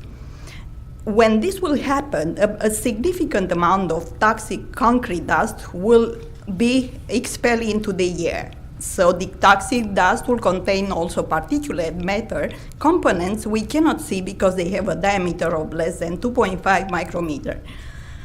These contaminants can be found in the air several hundred meters away from their site of production. How am I exposed and get into contact with cement dust containing heavy metals and other toxic? Let me show you this kit. I brought this from a review about the toxicology of lead. The lead, as I mentioned, is present in the old cement. On the left side, we see the site of pollution, which in our case is a concrete crushing site. Through the air, the dust is dispersed and it is deposited on the soil and on the trees. The rain would dilute this dust, will enter in our food chain and accumulates in our food. But the most important way of exposure is through the air. We breathe the polluted air. Skin is also another source of contamination. I'd like to move to extend her time 2 minutes. She's a PhD in biology. I'd like to. So how these schematics apply to my life? It's easy. I come in contact with the toxic by ingestion, skin, and air. Ingestion, you may wonder, yes, ingestion. I like to have a healthy lifestyle and to eat organic food. The easier and the cheapest way to have organic food is by planting the fruit trees and the vegetables. We have a vegetable garden, and I planted trees in every corner of our property. Just in front of the house, we have 4 persimmon trees. But something bad is happening in recent years due to the permanent exposure to the cement dust. The trees started to die, and they bear less fruit. Are there any effects of cement dust on fruit trees? Yes, there are plenty. And the effect of exposure of my fruit trees is happening live right now in my garden. But the most important effect of exposure of fruit trees and vegetables that I have to the concrete dust is that every toxic accumulates within the fruits and vegetables. Since these 2 companies move across the street, I don't think that I would have now organic fruits and vegetables. My healthy lifestyle is in danger. Now, the most common route of exposure is through air. When the other company was crushing concrete across the street a few years ago, due to the chronic exposure to dust, I developed rhinitis, which is running nose. I did not have this problem before, but now it's permanent. If the exposure is not terminated, this respiratory problem can evolve into asthma or COPD. I don't want this to happen to me, so you can help me. I think you are well aware about another deadly disease that is associated with exposure to high level or crystalline silica, a major component to cement. Crystalline silica is classified as human carcinogen. Doctor, I want to thank you for being here. Thank you for telling us about these problems. I'll say in conclusion, thank you for your work at LSU. My father's an oncologist at Willis Knighton, has been for years, and the work that scientists like you do is very important in the fight against cancer. So, do you want me to leave this with you for your further reference? Yes, please do leave all the materials you have, and I'm sure Mr. Thompson will see that the council will see it. Do you have any questions? I do not. No. So I consider it is very dangerous to live across the street of this company. Yes. You was in your references. You was describing concrete versus rock. What was that? A error? There's a distinction between the two. A concrete. You was mentioning concrete. He's crushing concrete. Rocks, not concrete. Concrete dust. I was referring as the most toxic, containing heavy metals. Concrete dust. But he said, the gentleman said that the substance that the rocks was made of was not. No. It's concrete dust.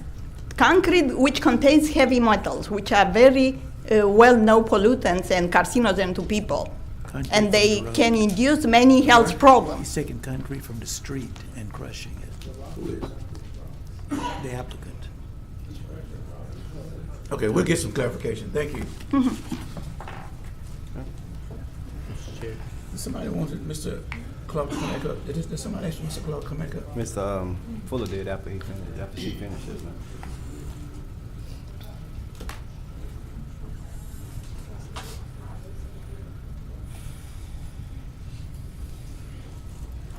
Mr. Clark, could you spell out explicitly what the stipulations are of the temporary permit?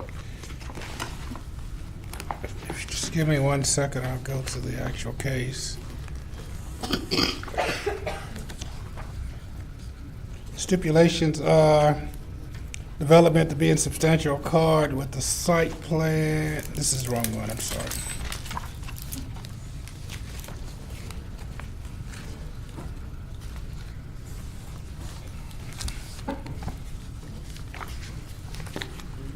Had all of the cases from the stipulations are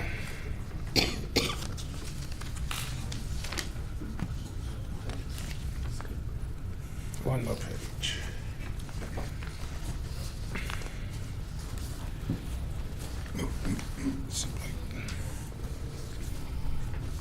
I can remember them, but I would like to read them to you, and I don't seem to have it in my notes. The stipulations were that, and one of the stipulations that's not included is that each time that this company crushes rock, they have to notify the city that they will be crushing rock, and the city will come out and ensure that all of the necessary requirements are met with the control of the dust and control of the noise. And that's each time they come. The hours of operation will be from 8 o'clock to 5 o'clock. And I can't remember any of the other stipulations.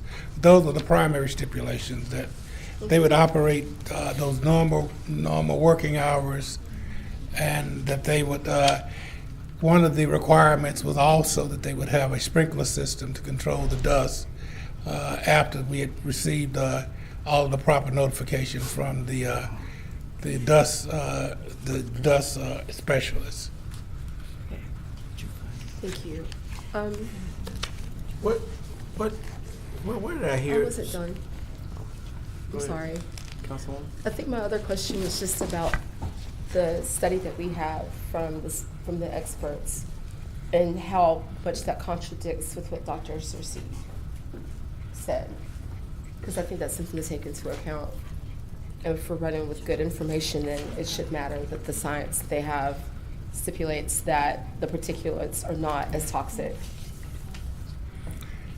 And you know, you have to take into consideration, and all due respect to the council, that possibly every industrial site in the city of Shreveport possibly is emitting some chemicals or some elements that someone could find that could be detrimental to health. We can't go around and, I mean, that's what the Environmental Protection does and DEQ does, is determine the emission limits. What we do is determine the land use possibilities. We come with mitigations when there are intrusive uses that are abutting lesser uses. We have gone through that entire process. We are not insensitive to the needs of citizens. We're very sensitive to the needs of citizens. We have mitigated in every manner possible any negative impacts that this use will possibly have. And that's why it became a temporary use permit. Prior to the UDC, it was a permanent permit, permanent use. And that's why we have some rock crushing operations around the city that continue 12 months a year. Which is part of the reason that the one that was mentioned earlier, the blunt one, Right. was stopped. It was halted. It was not properly zoned, and they could not and that was get, also permanent right, use. Right. They could not get the necessary permits. This operation has gone through the entire gambit. It has every permit that's required. It has approval after a public hearing by the Metropolitan Planning Commission Board. It's done everything that the city has asked it to do. Yeah, what, I heard there was a limit, or Mr. Dillard, that you was going to crush rocks how many times a quarter? It was 7 to 14 days a quarter. I'm sorry? 7 to 14 days a quarter. So what you have to understand is this is not something that will be happening every day, 365 days a year. This is something that's done temporarily. It will be done when a job that's presented to this company. They will have 7 to 14 days to do the rock crushing. And I might point out, just for informational purposes, that the property is zoned in heavy industrial. The only thing that is granted by the temporary use permit is the fact that they bring in the rock crusher.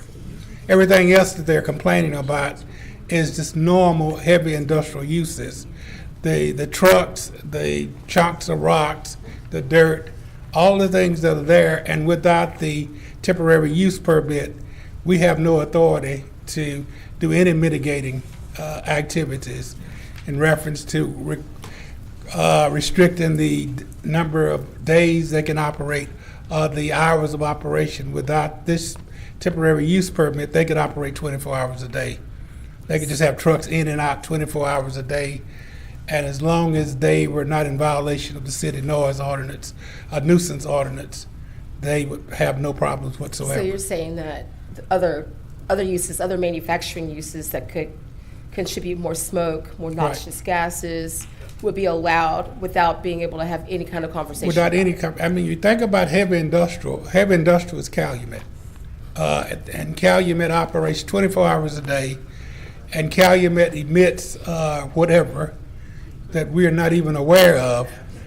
But this operation will be restricted by us if the temporary use permit is upheld, and we can monitor and require them to restrict their operations by hours, by days, and ensure that the necessary sprinkling systems are done. We will be in contact with DEQ on a constant basis, making sure that no violations are being done. That it, Councilwoman? Thank All right. you. Councilman Nicholson. Ms. Clark, is there a reason we couldn't require the applicant to put up a fence as a condition of this permit? The agreements that they were making were not legal. In the front yard, the height of the fence is 6 feet, and I think that in these industrial sites, it could go as tall as 7 feet. If you're so inclined, the reason that the MPC was not inclined to require a fence was because of the information that we received that the modernness of the technology involved would not necessitate a fence to mitigate the dust. I mean, we went through that entire process, and that's why they decided not to require a fence, because the dust should not. The information you're hearing is about a previous rock crushing operation. This one has much more modern technology and all kind of things to restrict the emission of dust.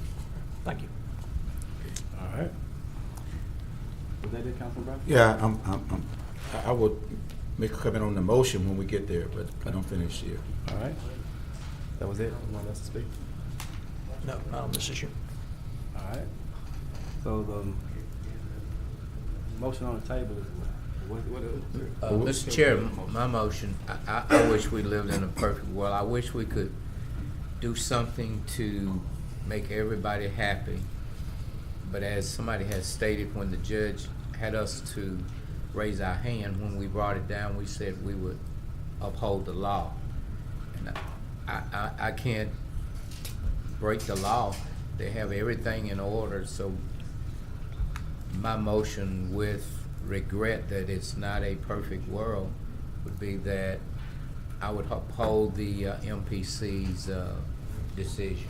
Mr. Chairman, the motion in the ordinance would be to affirm. To affirm the MPC decision.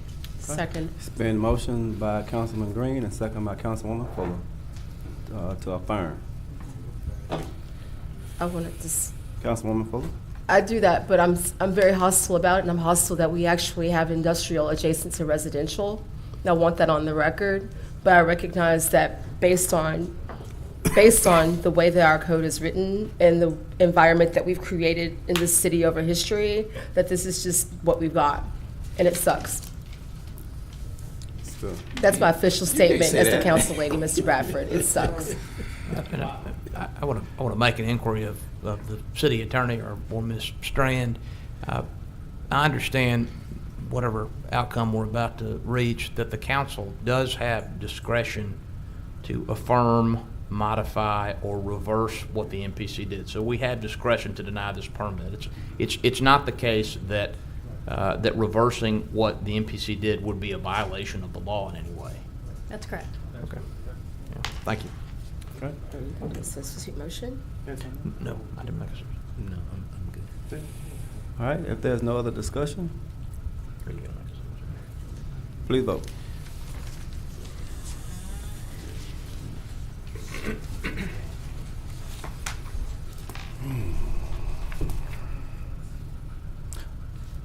Motion carries with 5.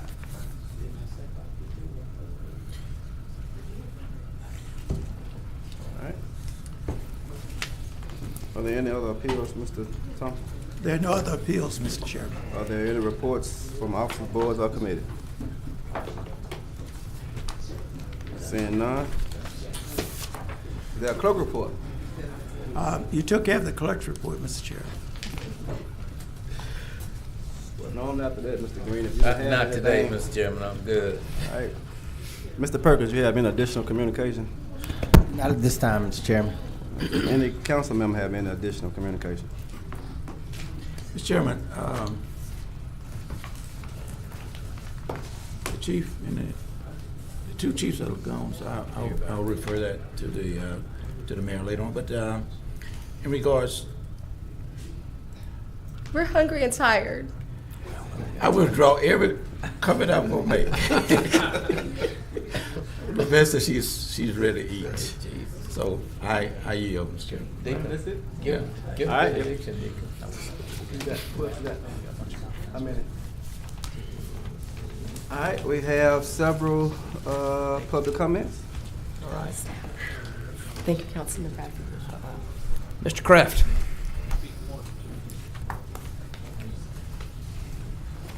Thank you, Mr. Chairman.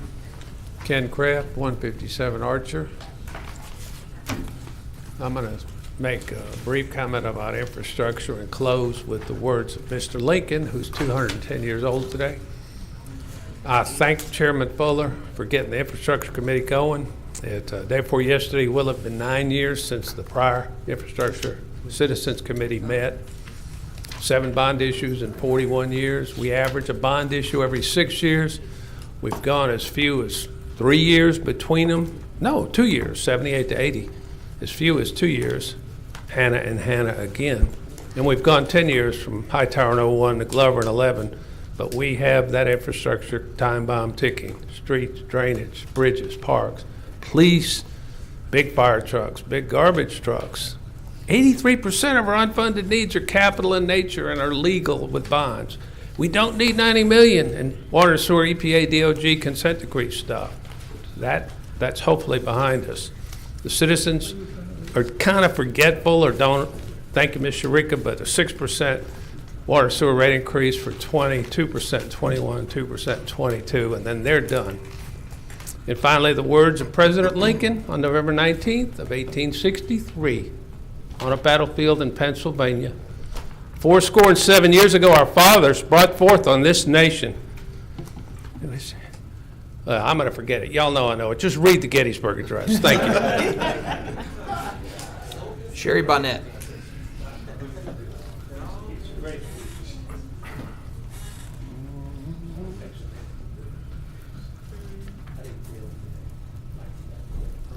Hello, Mayor Perkins, Council. I'm Sherry Bonnet. I live at 2613 East Cavett, and I represent also Anderson Island neighborhood. I haven't been in a couple of months, so I wanted to come say hi to everybody. I also want to thank our City Council B and C for coming to our neighborhood meeting, and apologize that your seats of honor ended up being not seats because of the Clean City user fee. And I thank y'all for answering all the questions to that. One thing I did want to mention, I do know a lot of people talk about the parks and cut the parks, but I would like to speak for children. I also like to speak for our elderly, and a lot of times I feel like they're the ones that voices are not heard. So I do want to make my voice heard for the children to please do not cut our parks. Thank you. Thank you. Thank you for the great job you do with Anderson Island. We really appreciate you. Chester Mullins. Chester Mullins.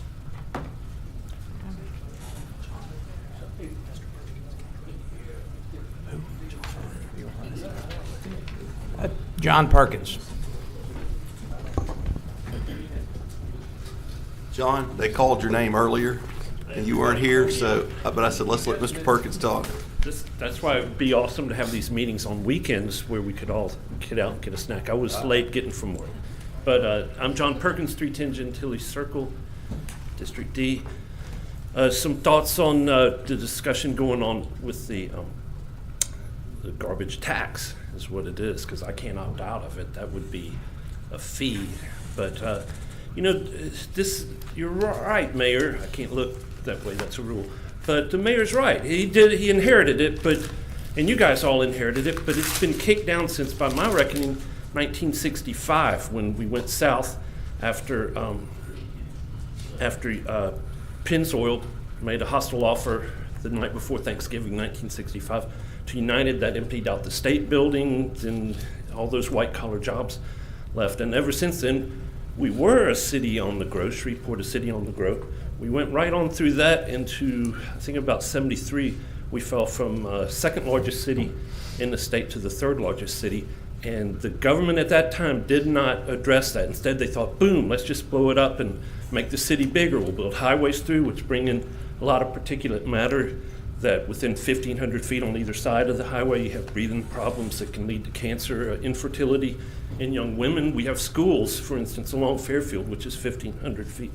Everything we've been doing has been absolutely the wrong thing, the wrong way to run a city.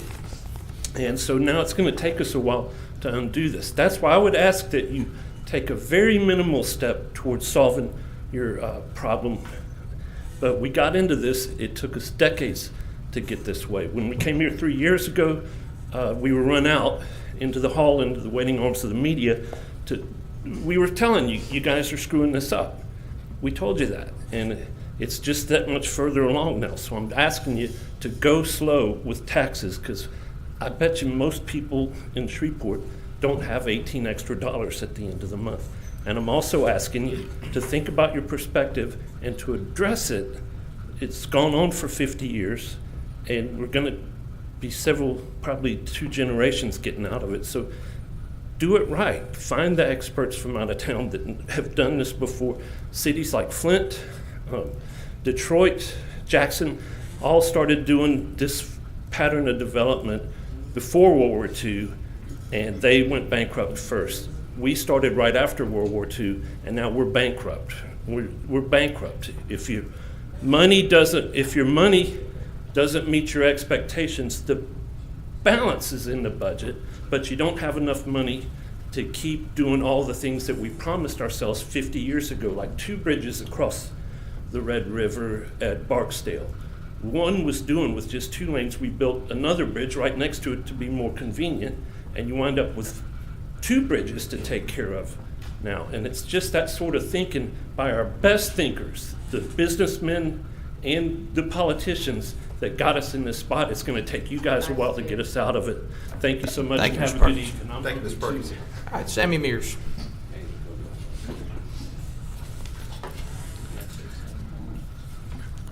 Sammy Mears, 1901 Centenary Boulevard, Shreveport, Louisiana, 71101. For the past 5 weeks, over at Oak Meadows Apartments, we have had something going on that shouldn't. Someone's been going around into several buildings, including mine, and making all sorts of strange noises and disturbing the people on the stairwells. The people of Oak Meadows and myself will not put up with this another moment. Just recently, this person, and I know what he looks like too, Afro Brillo, thinks he's funny, was making a lot of noises. When he came into my building, he was sitting on the stairwell and he was laughing weird. It's true. Anyway, he laughed real weird, and when I got up, I had a little surprise for him. When I came out with a baseball bat, I live upstairs, he ran down the stairs hollering, "Oh my word," and I said, "Get out now," because I was protecting me and my home. No one is going to invade my home. And of course, another person came out and chased them off, and he looked up at me and I said, "Thank you for putting the cat out." I couldn't think of anything other to say than that. Hopefully he won't come back again. Shortly afterwards, when he was gone, this was kind of after midnight, by the way. Well, he won't be back again. But several people told me the next day that he has done the same thing in their building. He's about 8 inches tall. As I said, he has an Afro Brillo. I was only protecting my home because I care for my home. I love my home, and I'm sure that any of you would do the same thing to protect your home. You don't want no heathen coming around. And then the person that saw me with the bat said, you should put the bat down. I said, no, if he's a robber, the bat will scare him off.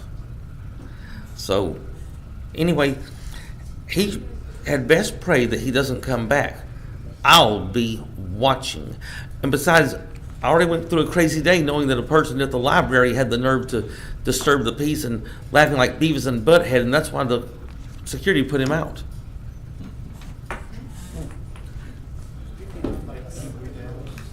Joseph Harrington. Mr. Harrington? Right. Horace Mullins? Horace Mullins. And finally, Danny Martin. So you know Mr. Martin, Mr. Chairman. All right. Well, if there's nothing else, this meeting is adjourned.